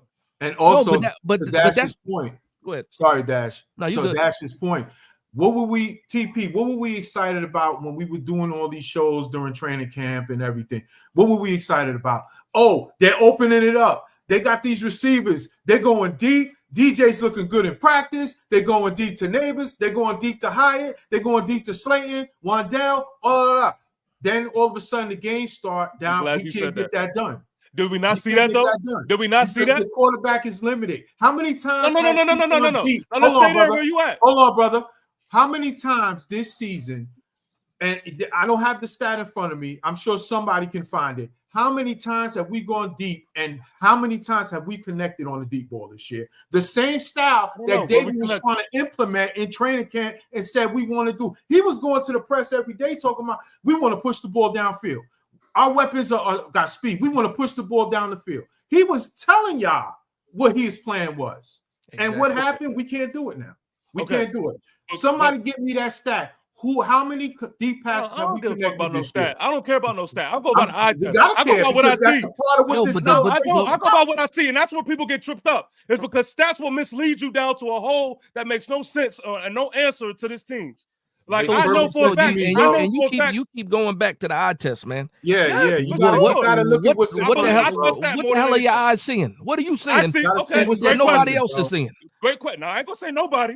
Because we all seen that we can all see drop pass. We can see drop passes. We can see the fumbles. We can see the defense giving it up. But what are you seeing with Daniel Jones that nobody else is seeing? Okay, I see it in person and I hear it on the telecast. See, this is how I know. He don't even want me to get to it. I'm about to ask you a question. Go ahead. I also seen in Cleveland that he had how many touchdowns in the air where nobody said that he could do it. I also seen in Seattle that he had how many touchdowns? I also see one. Let me eat. I also see in a rushing game that he's one of the best rushing quarterbacks in this league. I see somebody who puts 5 fingers in a dude's face mask because he's going to get that first down. I see that penalties are preventing him from getting certain touchdowns. So when y'all go to the stats and y'all talk about, oh, he hasn't thrown this many touchdowns, but why are you not factoring the ones that where it's an illegal pick on Darius Slayton, which is a horrible call, or when it's a face mask on the whole other team and it's pulled back? Like these instances. That's why I'm like, yo, we're too good to be going by stats all the time. He's like, for sure had 2 TDs brought back because of penalties. That's happening. But no one said that didn't happen, though. These are the things that but it's not enough to disregard everything else. No, he's asking me a question. I'm answering it. No, I mean, you listen. think those but hold on. But when you gotta play, you get. I'm sorry, it doesn't. It doesn't. In those games, and you are on point with those things. Because me and you have talked about, I was pissed when those things happened to us. But it doesn't disregard everything else in the other games and during the games that we're like, yo, what's going on? He's had 6 games with no touchdowns, bro. We played 10 games. But see how you do that? 10 games. That's my prime example. You see how you go to the stats again? Yeah, but that's points. That's points. The name of the game. But why though? But listen, this is my perfect example, and this is how you fall right into the trap. But why haven't we scored touchdowns? You just said it yourself in the Dallas game. Coach Dable did not go for it when we clearly needed to go for it. Okay, and what about the other what about the other plays that we didn't make when we were kicking all those field goals? That was on Dable too? Yes. The unnecessary sacks for not getting rid of the ball, missing open guys, all that throwing in stride. I will say this. Those are all true, and I don't want to make it seem like those are not things that happen. Those are things. Those are definitely concerns, and those are definitely things that Daniel Jones drops the ball at. And forgive me for not mentioning that. Me and you talk. We chop it up. And he we're definitely like, he always bonehead. does these kind of bonehead moves once a game, right? Listen, I completely agree. He definitely does bonehead shit, and I want to make that be known. I understand that, but what I'm just saying is, I still don't think that translates to 2-8. I think that because it's not all his fault. We understand that it's not all his fault, though, bro. Oh, let me let that be known on air. I am not here to say that the Giants are 2-8 only because of Daniel Jones. That is not what I'm saying. And I said it earlier. But you say that, but then when you say we're a QB away, when you say we're a QB away, I said we're the right QB away. That's what I said. I say we're a QB away. I say we're a QB away. Period. And I'm not saying we're Super Bowl contenders with a different quarterback. But your question was, do you think that this team can compete in this division with a better quarterback? And my answer is yes. Because of the things that I mentioned, the offensive line's better, the receivers are better, okay? The defense has done a good job this year despite being god-awful against the run. They have kept us in games. We're 1-5 in close games, but all those things that's been going on, for every reason that we've lost these games, we have been right there. What Shane said the other day, people don't want to hear it, but it is the truth. It is the truth. 1-5. You flip that at least half of those games, and we win 3 more wins. Hey, with 5 wins, we're right in the middle of it. So it's not like we're getting killed out here every week. Like I said, the only game that we were bad in that I could say we had no shot to win was the Eagle game. Everything else, we've been in these games, bro. But it's those certain plays during the game where something goes wrong, a bad drop, a blown coverage, a punt return, the freaking Steeler game. The whole game changed because we gave up a punt return, okay? Everything. It's always something. However, the quarterback is a big part of it as well. When you're last in the league in scoring, when you're last in the league in red zone offense, and this is not the only year this has been going on, by the way, okay? Okay? Fewest passing touchdowns by a quarterback to start the season's first 10 games, the last 5 seasons. Whatever coaches and GMs have been here, Jones is on that list 4 times. 4 times. So there is a common denominator here. I'm not even mad at DJ. I will always appreciate him for 2022. And like I said before, I am not even mad about it no more. I've expected this. He is who he is. And that's it. He's just not the guy.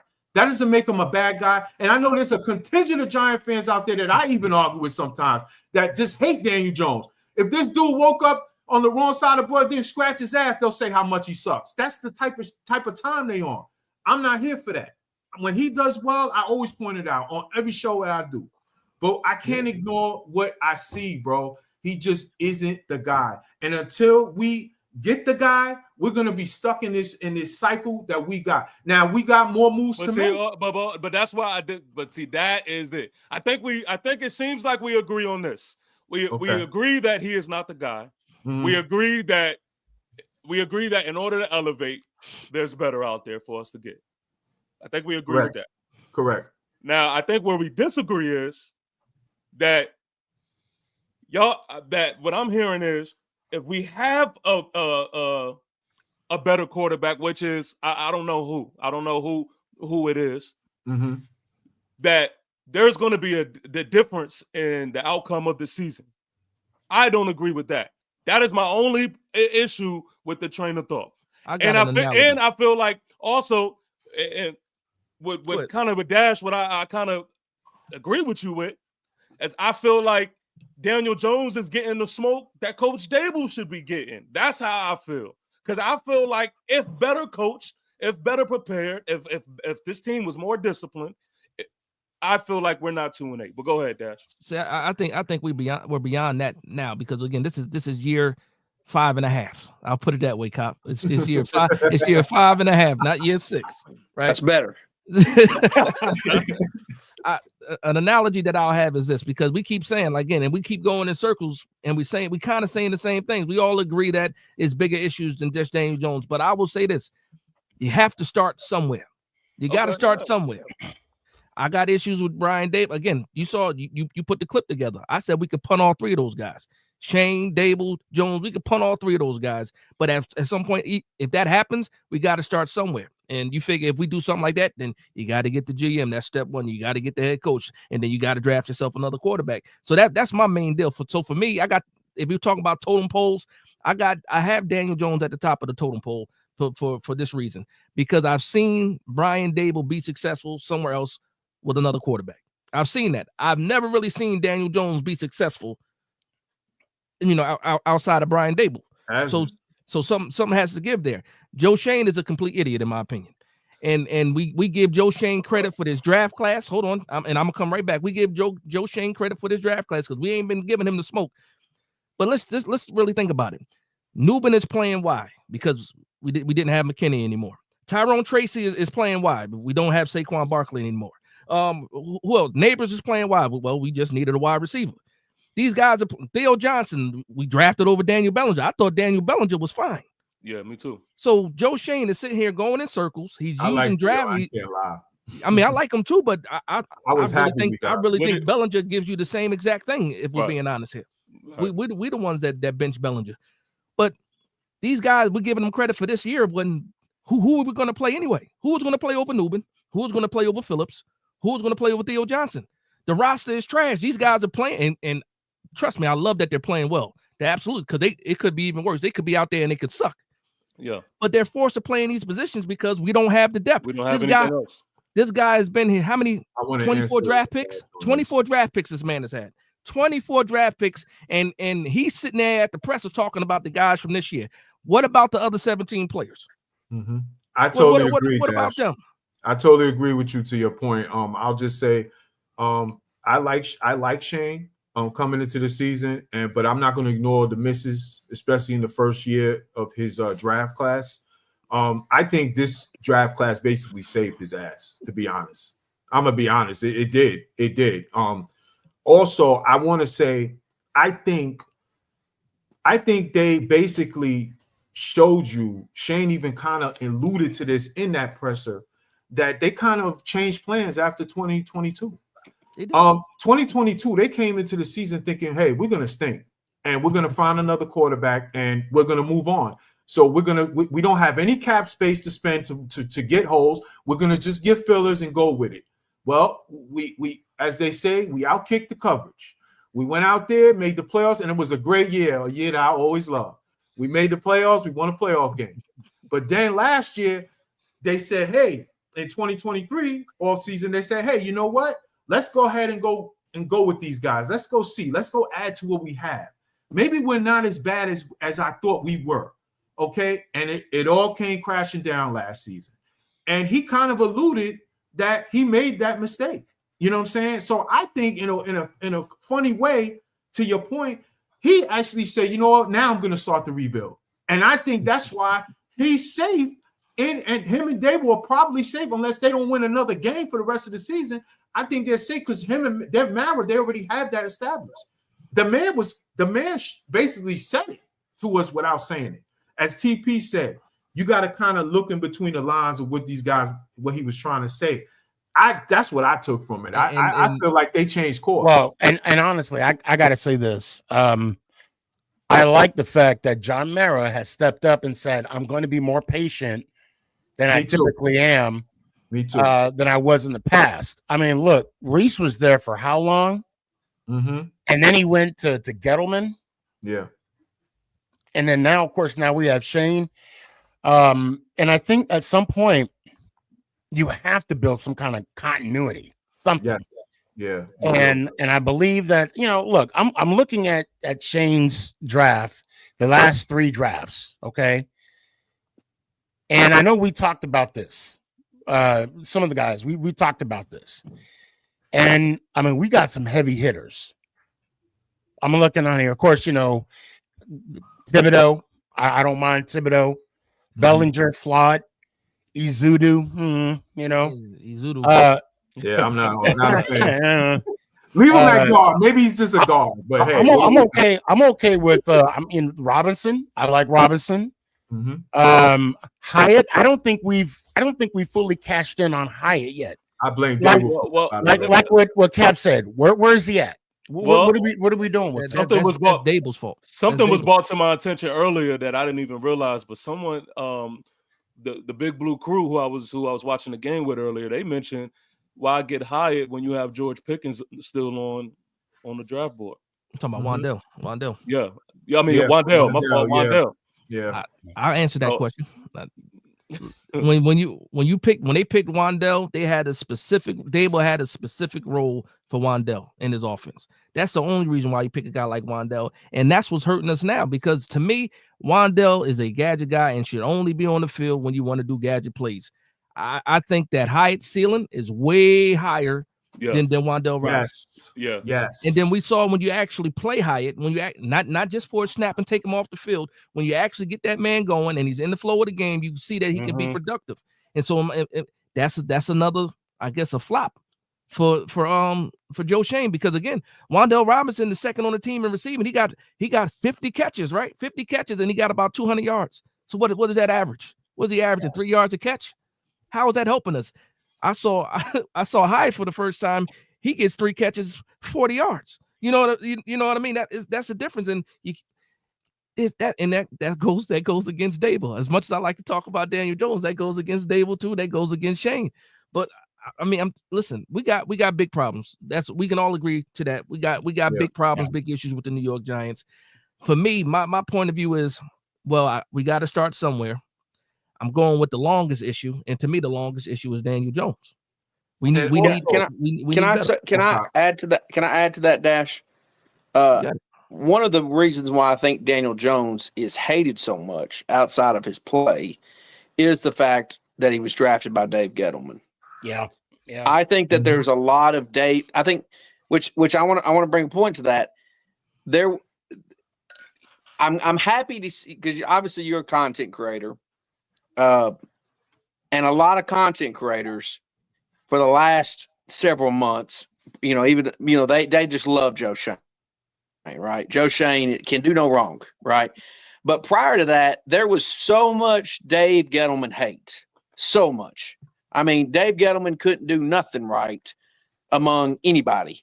Yet I can sit here right now and say that the best players that are on this team are Dave Gettleman guys.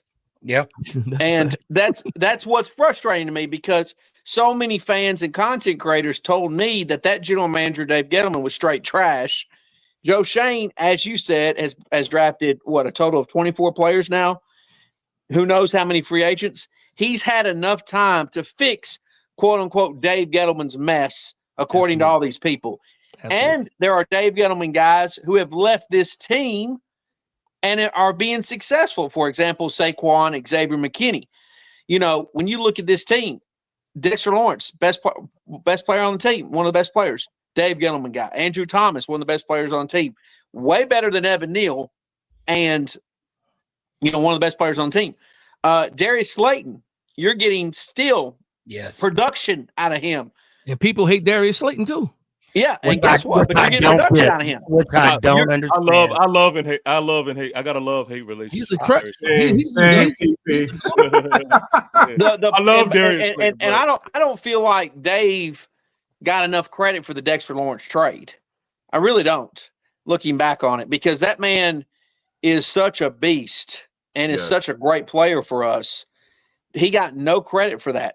So, hold on, because the only reason why we got Dexter Lawrence is because he traded OBJ.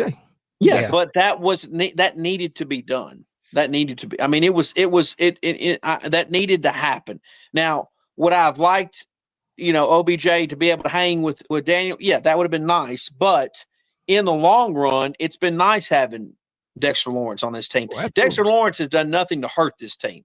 No. He has only helped, and I understand it. We ain't been winning a lot with him, but he's helped this team tremendous. But my point being is that you don't ever hear any Joe Shane hate.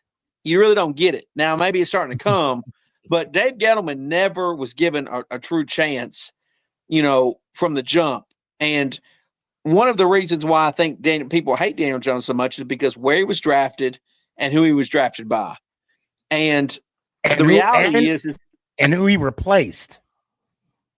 Yeah, but let's go to that, because I've been on here long enough to know that they were done with Eli for years. Yeah, they were done with Eli. Yeah, I mean, one of the reasons why I even joined YouTube many, many years ago was because they were starting to run Eli out of town during that 06 season, started that 07 season. Mm-hmm.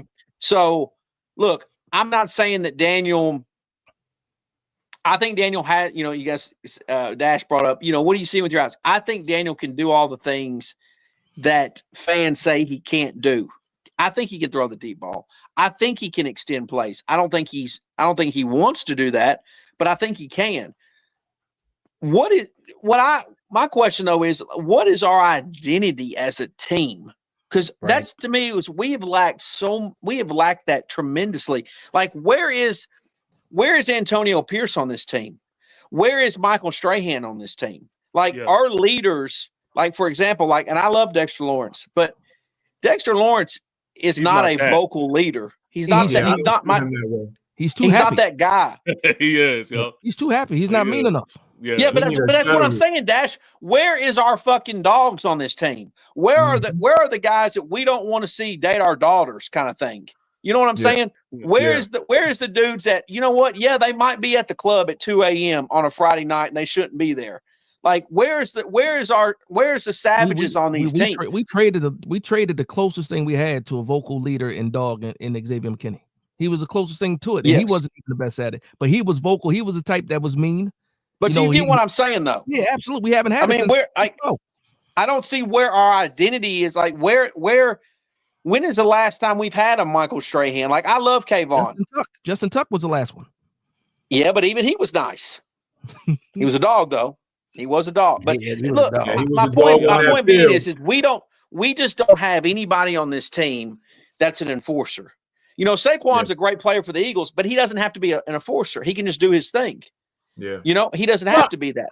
Pizzle, I might want to push back a little bit, because if we look at Dexter, I can see Dexter being a dog on the squad when he's being double and triple coverage on defensive fronts. I mean, a lot of our DBs are getting sacks because of Dex and the type of respect that he's 100%. So I do believe that Dex is that vocal player in the locker room. I think, and this is just my opinion, I think there's a lot of stuff that's going on in-house within the players that we're not seeing. Absolutely. And you could just see the look on Dex face when he was asked that question, are you enjoy getting sacks? He's like, well, not when we're losing. Mm-hmm. Yeah. But to his point, I'm not saying that that's not true, Stinky. And you're right. Dex is getting double teamed, in some cases triple teamed. But, I don't think Lawrence Taylor would let what's going on right now slide. I don't think Antonio Pierce and Michael Strahan would have let what's going on right now slide. These guys are not look. I was very much a huge Tiki Barber fan, right? I love Tiki. I mean, Tiki was my dude. And one of the issues with Tiki at the end of his career is as he talked out against Eli. We remember this, right? Yep. Like, who is talking out against Daniel Jones? If Daniel Jones really is the problem, why is somebody not talking out on him? You know, OBJ, even when he was getting ready to leave, right? He went on ESPN and said, "Oh, maybe we got a quarterback problem." You know, where is that guy on this team? Well, to stand up and start The only person that said something but he doesn't have the cachet is Neighbors. Neighbors said it. Oh no, he did it all wrong. He did it all wrong. We'll watch the Target tape. My point, but that's not how you lead. That's not how you lead. You're not supposed to do that. You don't got enough cachet to do it. Like Odell was Odell before he said that about Eli Manning. He was Odell, established Odell. But I got a problem with Neighbors doing that too. You can't do it because you don't have the cachet for it. To your point, he dropped balls. He cost us a victory one time. You can't say that. And if I'm not mistaken, wasn't Thibodeau on some podcast? Yeah, talking about he didn't understand the fact how Jones got paid and Barkley didn't. I was just about to say that. Whole, I heard Brian Burns. I did hear Brian Burns, but I 100% agree. I think you need that natural born leader, not somebody. There needs to be into it. Yeah, there has to be somebody step up. We went years now. Look, Eli Manning was never going to be that vocal leader. And Daniel Jones, just looking at his demeanor, is not going to be that guy either. You know, just a matter of fact, I'll say this. As somebody who is pro Daniel, I was really hopeful when they were doing the Hard Knocks thing that we would get to see more of Daniel because I wanted to really I wanted to get to know him a little bit better through the clips, but they didn't show shit on him. Nothing. Nope. You know, they showed him, barely working out. Yeah, they showed him working out, but we never really got to know who Daniel was. So that was one of the things about Hard Knocks that I really hated because I wanted to be able to say like, okay, I think his personality can get this done. And we didn't get to see that, but he's just not a vocal leader. You know, we don't have anybody on this team, in my opinion, that, like, where is the crazy Jeremy Shockey at? Like, where's it at? Where are those play? Like our team, our franchise celebrating 100 years.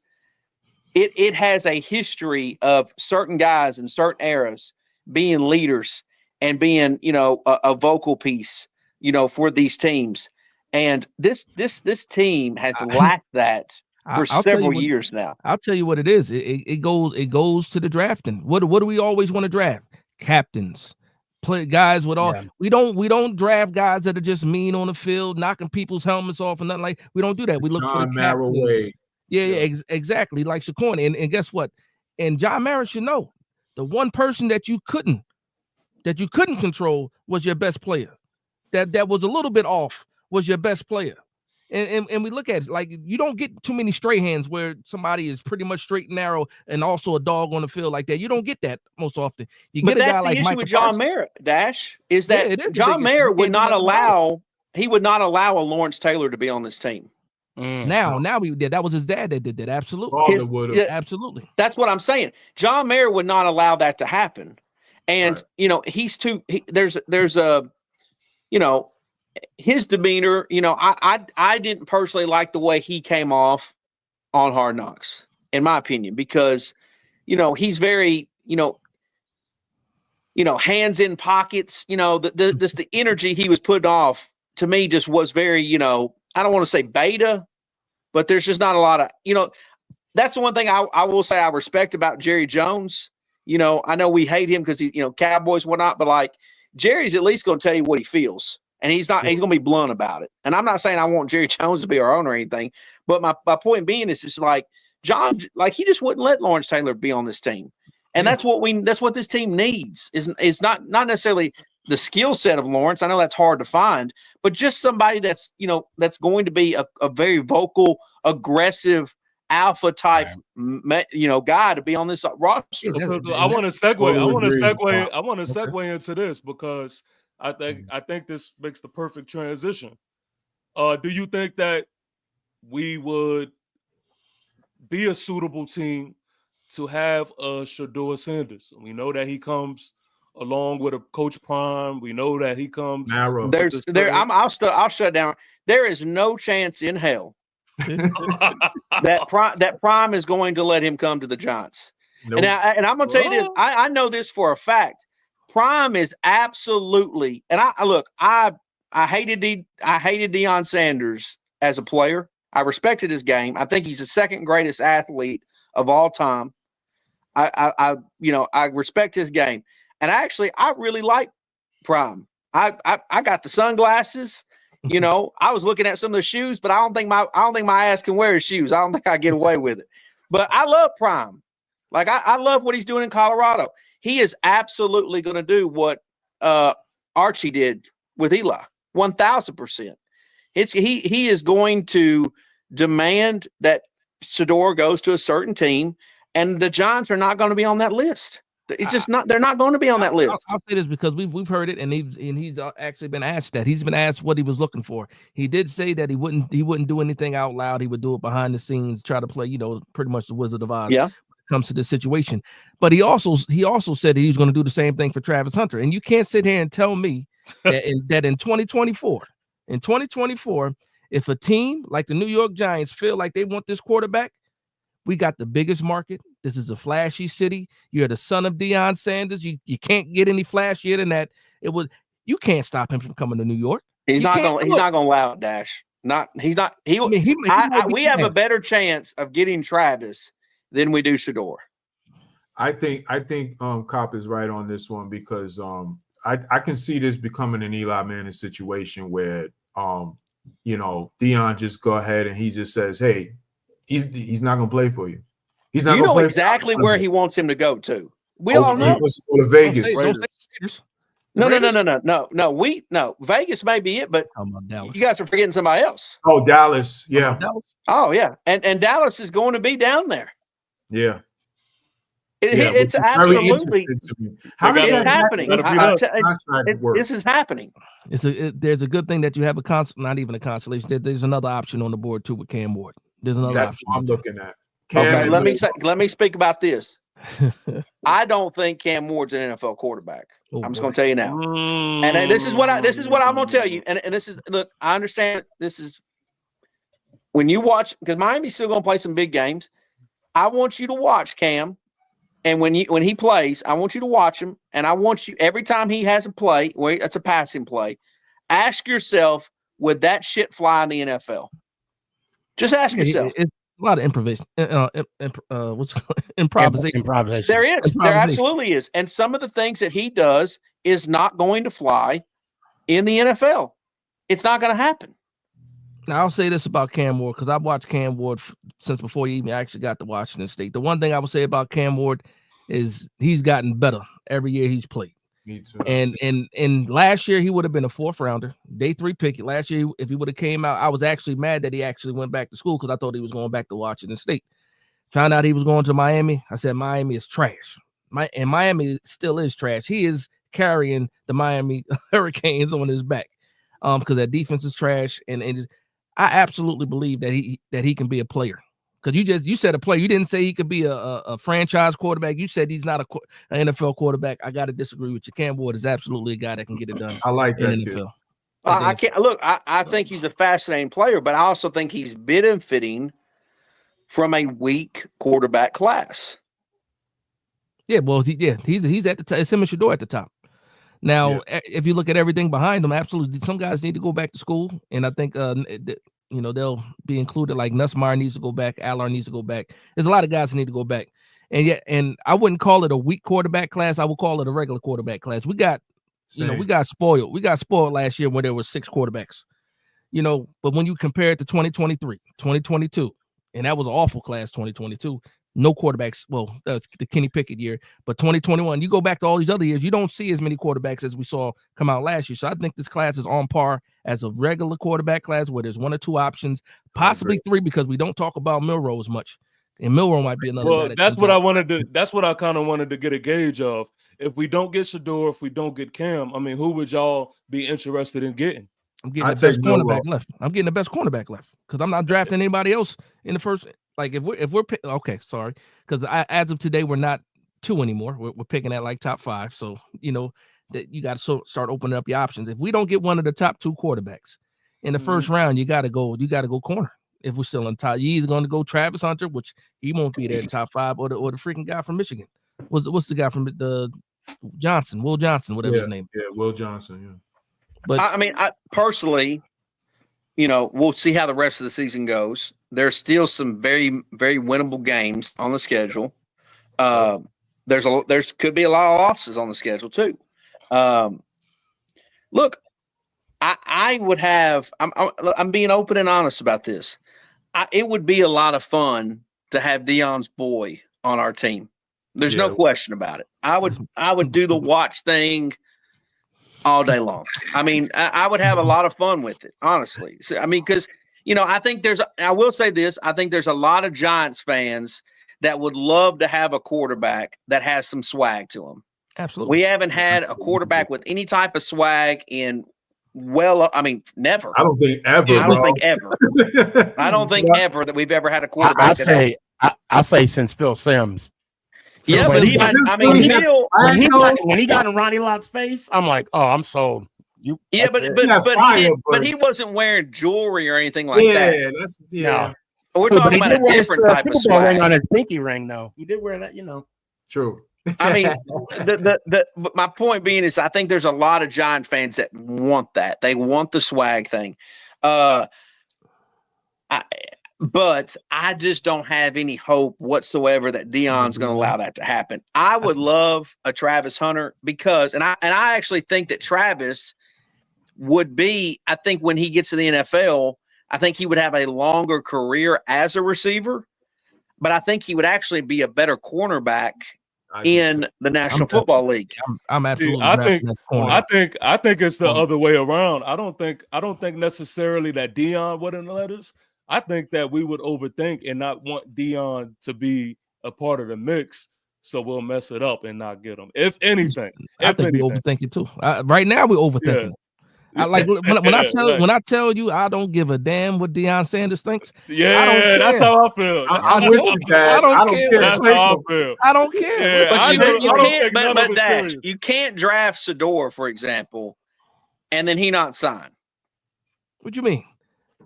He's going to be at pick number. First of all, it's a rookie wage scale for a reason. He will get he's going to get the same amount of money wherever he's drafted if he goes anyway. It's just a rookie wage scale. I understand that. To me, if you can sell New York City to Prime, you can sell it to Prime. Because what does he like to do? Everything out, the commercials, the sponsorships, all that, and that stuff is happening right now. You can't do that in any other city but New York. Like, why would for neighbors? We gave I'm gonna tell you, but he's gonna want him. He's gonna want him in Dallas, though. Listen, he can want all he wants. He's gonna want him in Dallas. He can want all he wants. And guess what?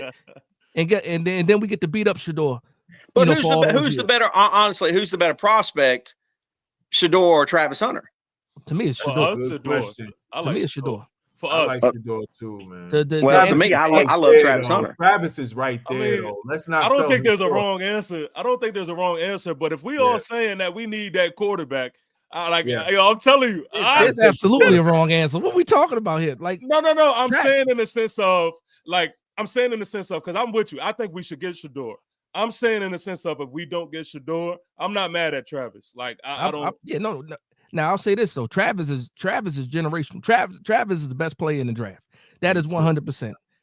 100%. To me, we draft Travis Hunter. That does not move the needle at all for the New York Giants at all. Well, we might get 2 or 3 more interceptions. A half an interception more a game, but that Travis Hunter, I can't say he won't win us a game. A pick 6 can do us a lot, but no, a lot more than they're doing now. But quarterback is the absolute most important position. So if we're sitting there and we got Travis Hunter or Shedeur Sanders sitting there, if we got the option to pick both of those guys, Shedeur, I'm taking the quarterback. I got to take the quarterback. I got to have Shedeur. I got to have, especially at the end of this, I don't want no more excuses for Coach David. I don't care who we get. I don't care who we get. It's always gonna be complaints. You know that. Of course, but if we win some games, then hey. I just need to TP's point. I just need to see. I need him to break the tie. It worked with Josh Allen. We brought him here to fix DJ. It didn't work out long term for whatever reasons it were. I need him to break the tie. I need to see if he can develop that quarterback for our side like he did for Buffalo. If he don't get it done next year with the rookie quarterback and he don't look good, then he got to go. It's just, and Shane will be gone. I want to say I this. want continuity, like Sneaky said. I want continuity. I'm tired of changing the regime every 2 years, man. I want to say this because it goes to what Dash said in the video when you started this. If they end the season with only 2 wins, I don't know how the hell you bring back anybody. You can't. How do you bring back Dable? How do you bring back Shane? And then how are you going to sell to your next team? Yeah, we have the formula to be successful. Oh wait, we just won 2 games last year. Yeah. With the same. So people. So to me, like they have to win some games if you want Dable and Shane to stay around. They have to. That's well. Okay, it's not just winning the games, but if it shows by the end of the year that Dable still has the locker room, that the players are still playing for him.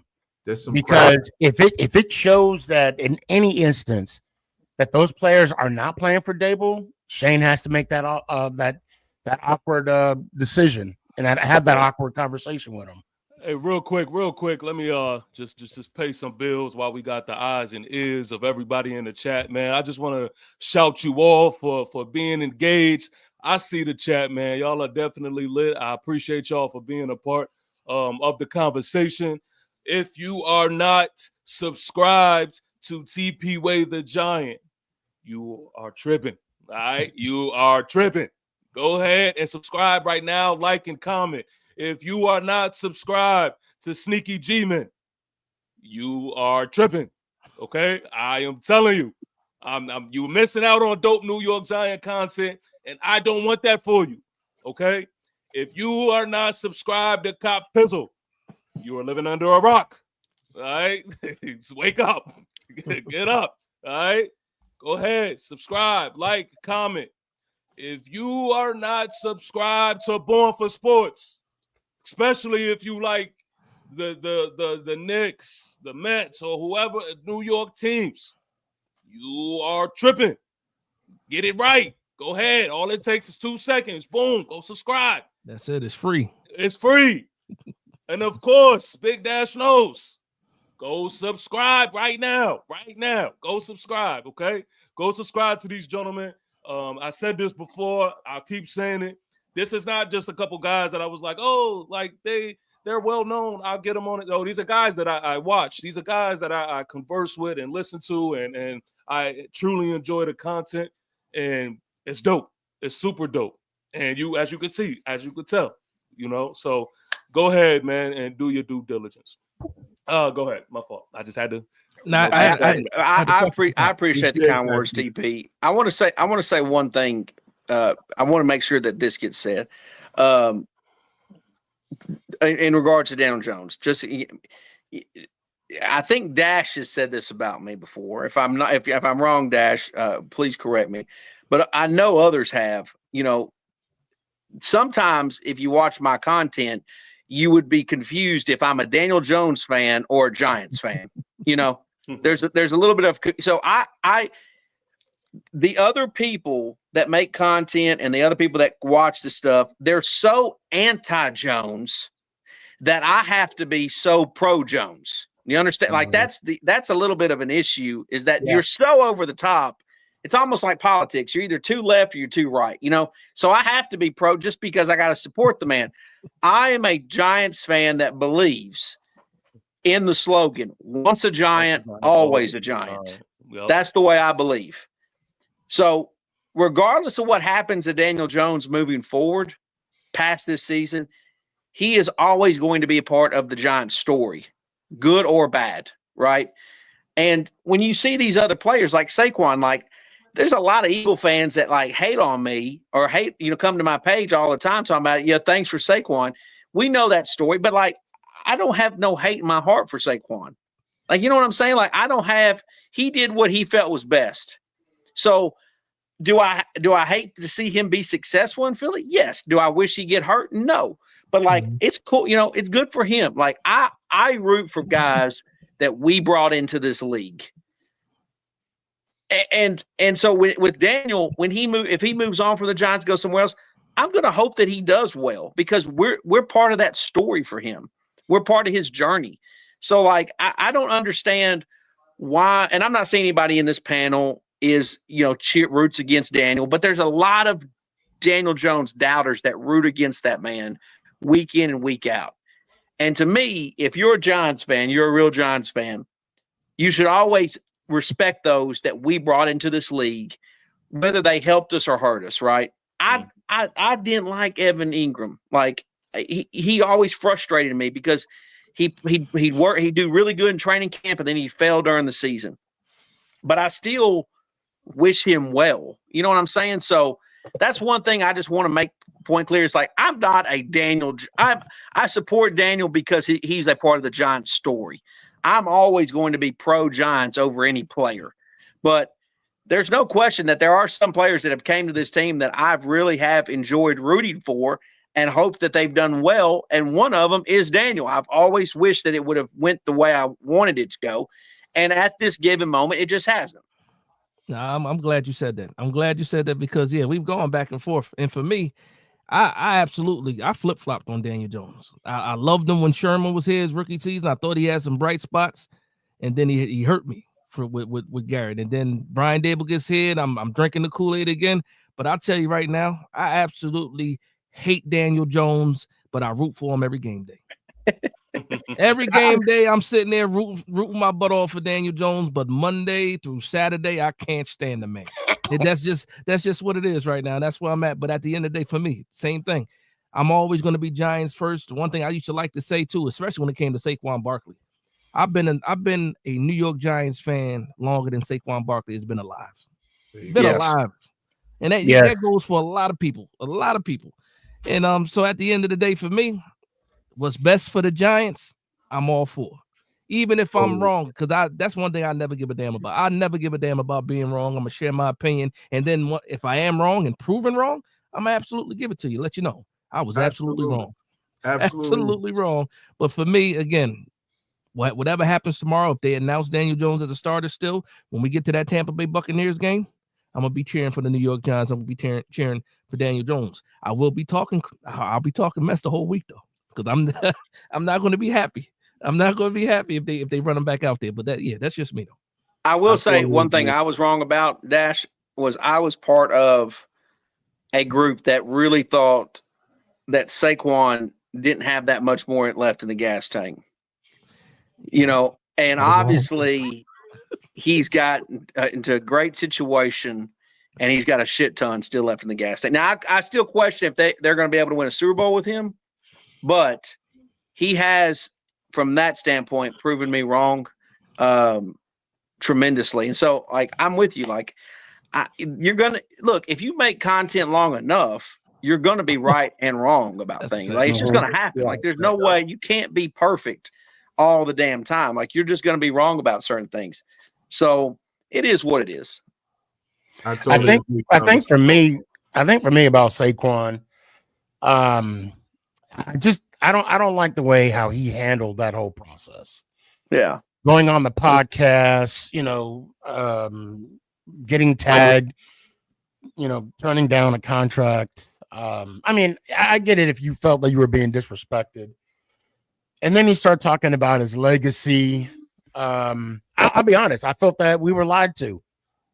I felt that he lied to us throughout the whole process. I mean, if it was about the money, just say it. Be real. Be honest. You might want to put this on the calendar, right? Dak handled his contract situation, I believe, better than Saquon did, because Dak openly said, I could be playing for another team, and I'm not afraid of that. If he would have said that, I would have accepted that.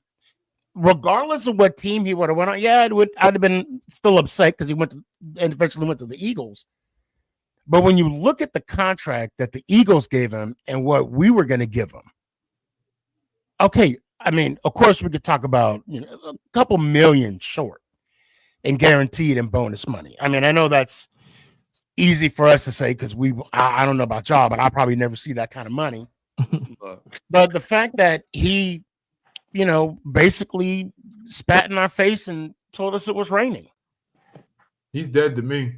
But also, Sneaky, it's not always about what's going on inside your house. Sometimes it's about what's going on outside your house. So when you see a guy, when you're a player on the Giants and you see a guy like Saquon and Xavier McKinney, because it's not just one example, it's two examples. Yeah. When you see these guys flourishing and doing well, you start to question, wait a minute, why am I playing? Why I don't know if I can trust this regime because they clearly can't keep talent with this roster. So, these players, they're looking at these other guys that are leaving and being successful, and they start to question on if these guys are really it for them. So, I feel like some of Saquon's success has actually hurt our team, those that were part of the roster. Now, obviously, the rookies, they didn't get to know Saquon, they knew who Saquon was through watching the Giants previously. But those that were on this team with Saquon, it has to have an effect on them to watch Saquon be successful. If the defensive guys, they see Xavier McKinney playing well, that has to have an effect on them, thinking about why did this regime not pay these guys to come back? Yeah. And then to that point too, and then I do got to get out of here, fellas. But to that point, I want to say this. So what you're saying is absolutely right, and I think the biggest difference is at the end of the day, you got to win games. If the New York Giants were winning games and Tyrone Tracy was doing what he was doing, and Dexter Lawrence, and we're still leading the league in sacks and stuff like that, it doesn't hit as hard as it's hitting right now. Yeah, but when you're not winning games, and these guys are turning around and seeing Saquon Barkley, like you say, be successful, not just successful. People, I saw today a graphic where they had Saquon Barkley as an MVP candidate. Not only is he winning, he's impacting the team so much that they think he's an MVP. And then those guys, those teammates, they're going to look at this, not the roster. They're going to look at the coaching staff. They're going to look at Joe Shane, and then Hard Knocks absolutely did not help. Hindsight is 2020, right? Hindsight is 2020, and to me, I hope they don't lose the locker room. But it looks like it's going to be leaning that way. And to your point, if we sit here and 2 games are all the games we're going to win this year, there's no way all these guys come back. It's just impossible. And if we do, run off some wins, it's about how we win too. Yeah. Because if we were losing these games and but it was even more competitive because we have been competitive. I'm not going to say that we haven't been competitive, but we've lost games in the most boneheaded ways imaginable. And that doesn't lead to confidence, to a vote of confidence, out unless your name is John Mara. You got a vote of confidence. But I don't think the fans that are watching these games have that same confidence that Mara is trying to show. Because I don't trust Brian Dable right now. I don't trust Joe Shane. And you already know how I feel about Daniel Jones. So for me, if Brian Dable wants to save his job, to your point, Cop, the New York Giants got to win some games. They got to win some games. You got to win some games. Absolutely. Well, I want to say, Dash, for you, man, it's been great to do a stream with you guys. Sneaky, it's been a long time since we done something together, man. I love getting a chance to do stuff with you, and I'm happy for any success you're having. And same with you, Dash. I've always wanted to do something with you, Dash. I've always been hunting you down. Not for nothing bad. I've always personally enjoyed your stuff. But I appreciate TP putting this together, man. It's always great to talk about some Giants football with you guys and mix it up a little bit. And I'm nobody's more frustrated than I am right now because I put a lot of chips on the table for Daniel, and it ain't working, and we're not having success. And I hate to see this chapter potentially ending, and I also hate that the team's not any good, and it just kills me because shit, I don't know about y'all, half my damn wardrobe's Giants. So I gotta wear this stuff out in public, and I look like a damn clown out here, Yeah, I'll feel you. To these games, man. I live in Dallas, so yeah, I'm wearing this stuff in Dallas. So listen, I do want to go ahead, man, and close the show as we push 2 hours. I hope everybody just enjoyed this dope content, man. I can't thank these gentlemen enough for making time out of their busy schedule to be a part of this, man. Thank y'all truly. And we'll end it like this. I think we'll start from the bottom up. Any last closing words, and please let everyone know, man, where they could subscribe and get with you. I know Jorge was trying to say something before you started to close things out. Yeah. So your last piece. Yeah. No, I was just saying that it's. I agree with Cop. Everybody here, it's tough, man. It's going to these games. I can tell you guys from my point of view, season ticket holder, every week, it's tough, man. It's tough because you get so like. You talk yourself into saying this is the week it's going to turn around. This is it. You wake up, you're playing your whole week behind this thing. You're giving the Giants this your hard-earned money, and then you go out there and you see that slop. It's tough, bro. But one thing's for certain with me, and shout out to my Section 330 crew, my 330 crew as well. We're going to be there, and we always root for the front of the jersey. And winning is all that matters to us. If Daniel Jones would have been the guy that making us wins, trust me, I would have been the first one to eat crow. I said that many times with TP over the summer. Like, I want to be wrong. You know what I'm saying? Because I want to win like anyone else. So it's tough. It's tough. But I also, since we're closing, I just wanted to say I appreciate everybody on this panel. Me being on here, it means a lot to me. You know what I'm saying? Because obviously I'm not on y'all level. You know what I'm saying, of notoriety and all of that. But I watch all of you guys, Dash, Cop, I told you since the TTC days. Sneaky, mad respect. TP, you my bro, and all that. And I appreciate being on this panel. And, let's just hope it turns around. It's a lost season. We have to face our destiny and what's ahead. Not what we all planned, but it is what it is. And, I just wanted to say thank you for having me on, and let's just hope for brighter days ahead. And for anyone out there, want to check out my channel, Born for Sports. The ad is BORN 4 SPORTZ 75. I talk all sports, Knicks, Mets, Giants. As you can see, I'm a diehard Giant fan. Yankees, whatever you want to talk about, we do it all over there. And you're gonna like what you hear if you come stop by. So thank you for everybody for having me on this show. Yes, sir. Giant salute, man. I appreciate you, bro. Yes, sir. So again, salute to TP for putting this thing together, man. You reached out weeks ago and you said let's throw something together. I said I'm all for it. You told me everybody that was going to be on there. I said I definitely got to sign up for this one for sure. For sure. Yeah. We got it. And listen, it started off a little rough, man. Whenever you start the conversation with Daniel Jones, some people, it's going to be some toes getting stepped on for sure. But nah, man, I appreciate it. And again, everybody, I tuned in. I remember the first time I saw Copizzle, man. I said, "There's no way this is real. No way this is real." I said the same thing. And then the more I watched him, I said, "Oh, this is him. This is really him." And like, as soon as the game is over, and now I do post game reactions. But before I was even on YouTube doing content, as soon as the game was over. And as soon as the game was over and we lost, I was tuning in for Copizzle. I was waiting because I know his emotions were going to be the same emotions that I have. And you never let me down with these reaction videos, man. So salute to you for that. Thank you, man. Sneaky's everywhere. He's in New York. He's at Arizona watching the Giants play. He's in Dallas. He's all over the place. Training camp, everywhere. And I salute you for that because I know what you do on the back end. Father, you got your kids in sports, family man, doing all that stuff, and you make time to move around. TP, you too. I see you with your family, and you guys be moving around. I don't get a chance to move around as much as you guys, and I respect, you guys hustle, and at the end of the day, you guys put out good content. TP, you on the way, bro. I already know it. You on the way, bro. Appreciate Sneaky, it, man. You see my background, Sneaky? It's a mixture between you and Cop. Just like Cop used to say, Cop used to make fun of people saying it's not a green screen. This not, and you know what? As soon as Cop made that comment, I said I'm dropping the green screen because I had a green screen for a while.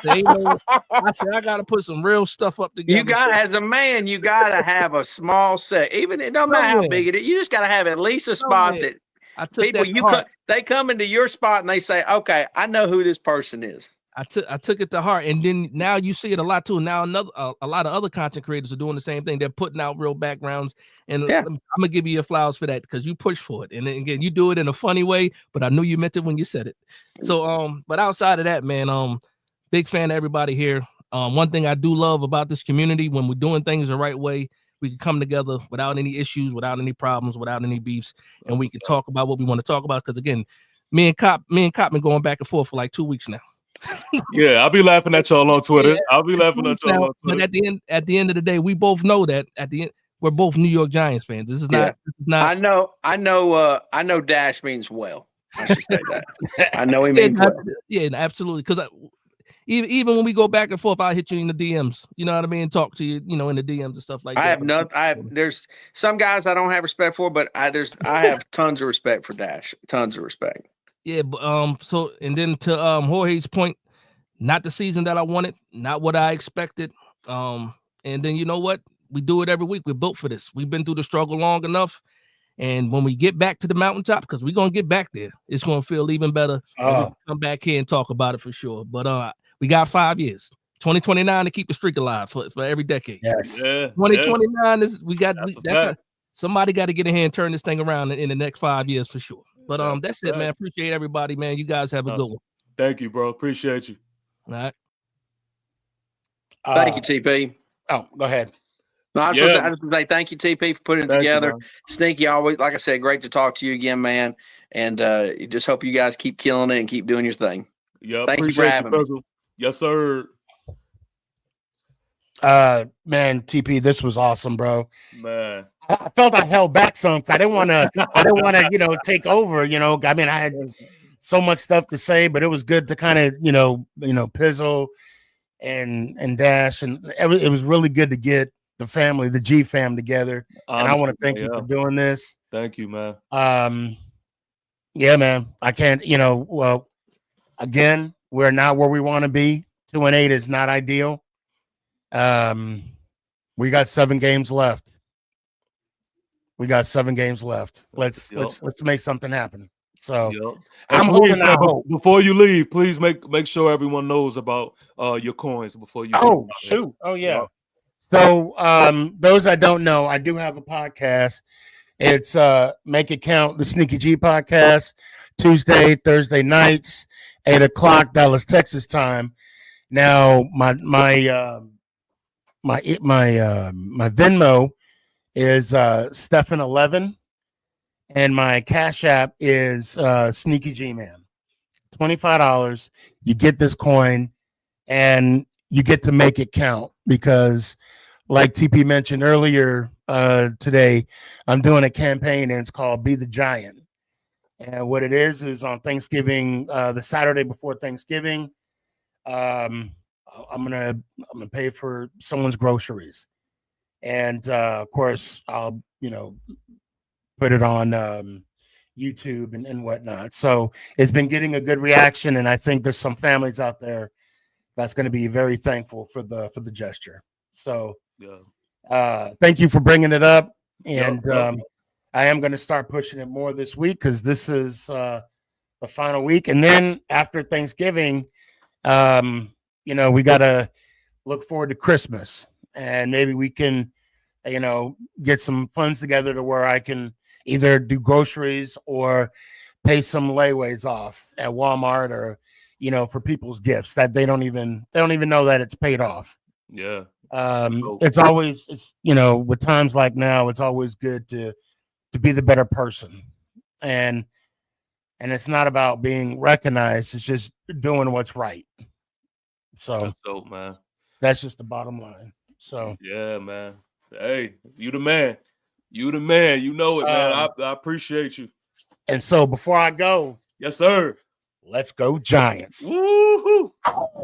Yeah. Appreciate you, fam. Thank you, man.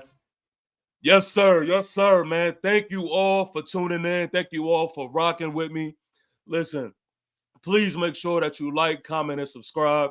I am on the road to 1,000 subscribers. 1,000 subscribers. I know I will get there, especially with your participation. Again, I hope you enjoyed the stream. I hope that even if you wasn't here for the full stream and your time, whenever you need something to listen to, something to, just to feed off of, I hope you play this, and I hope you just enjoyed this whole thing, man. This is the New York Giant Lieutenant segment, and we'll be having more in the future. For all of my New York Giant content creators out there, please, keep your DMs and keep your messages and stuff open, because this is something where I would also like to add you guys on, and we could pick each other's brain and do this. Again, shout out to y'all, man. Y'all have definitely been killing it with the engagement. It is greatly appreciated. Y'all have no idea. And I do want to shout out Big Blue Crew. I am now in partnership with them gentlemen. I was on the stream with them earlier, did a full game live play-by-play. If you are not subscribed to the Big Blue Crew, I need you to do that as well. This is all content that is just going to be a positive in your life, man, especially New York Giant content. I don't want you to miss any of it. So go ahead and subscribe, go ahead, like, and go ahead and comment. And I just want to give a giant salute to each and every one of you that has been tuned in. Until next time, peace. A rock don't move from a pebble. We don't cruise with the devil. We don't lose, we don't settle. Hard as heavy metal, but as smooth as the trouble that take you to that level that we ball on. We stand tall on, but never fall on. You can call on, get up off the floor, strengthen up your core. The mind is never poor. We shine like the sun of prime. Call it Shador.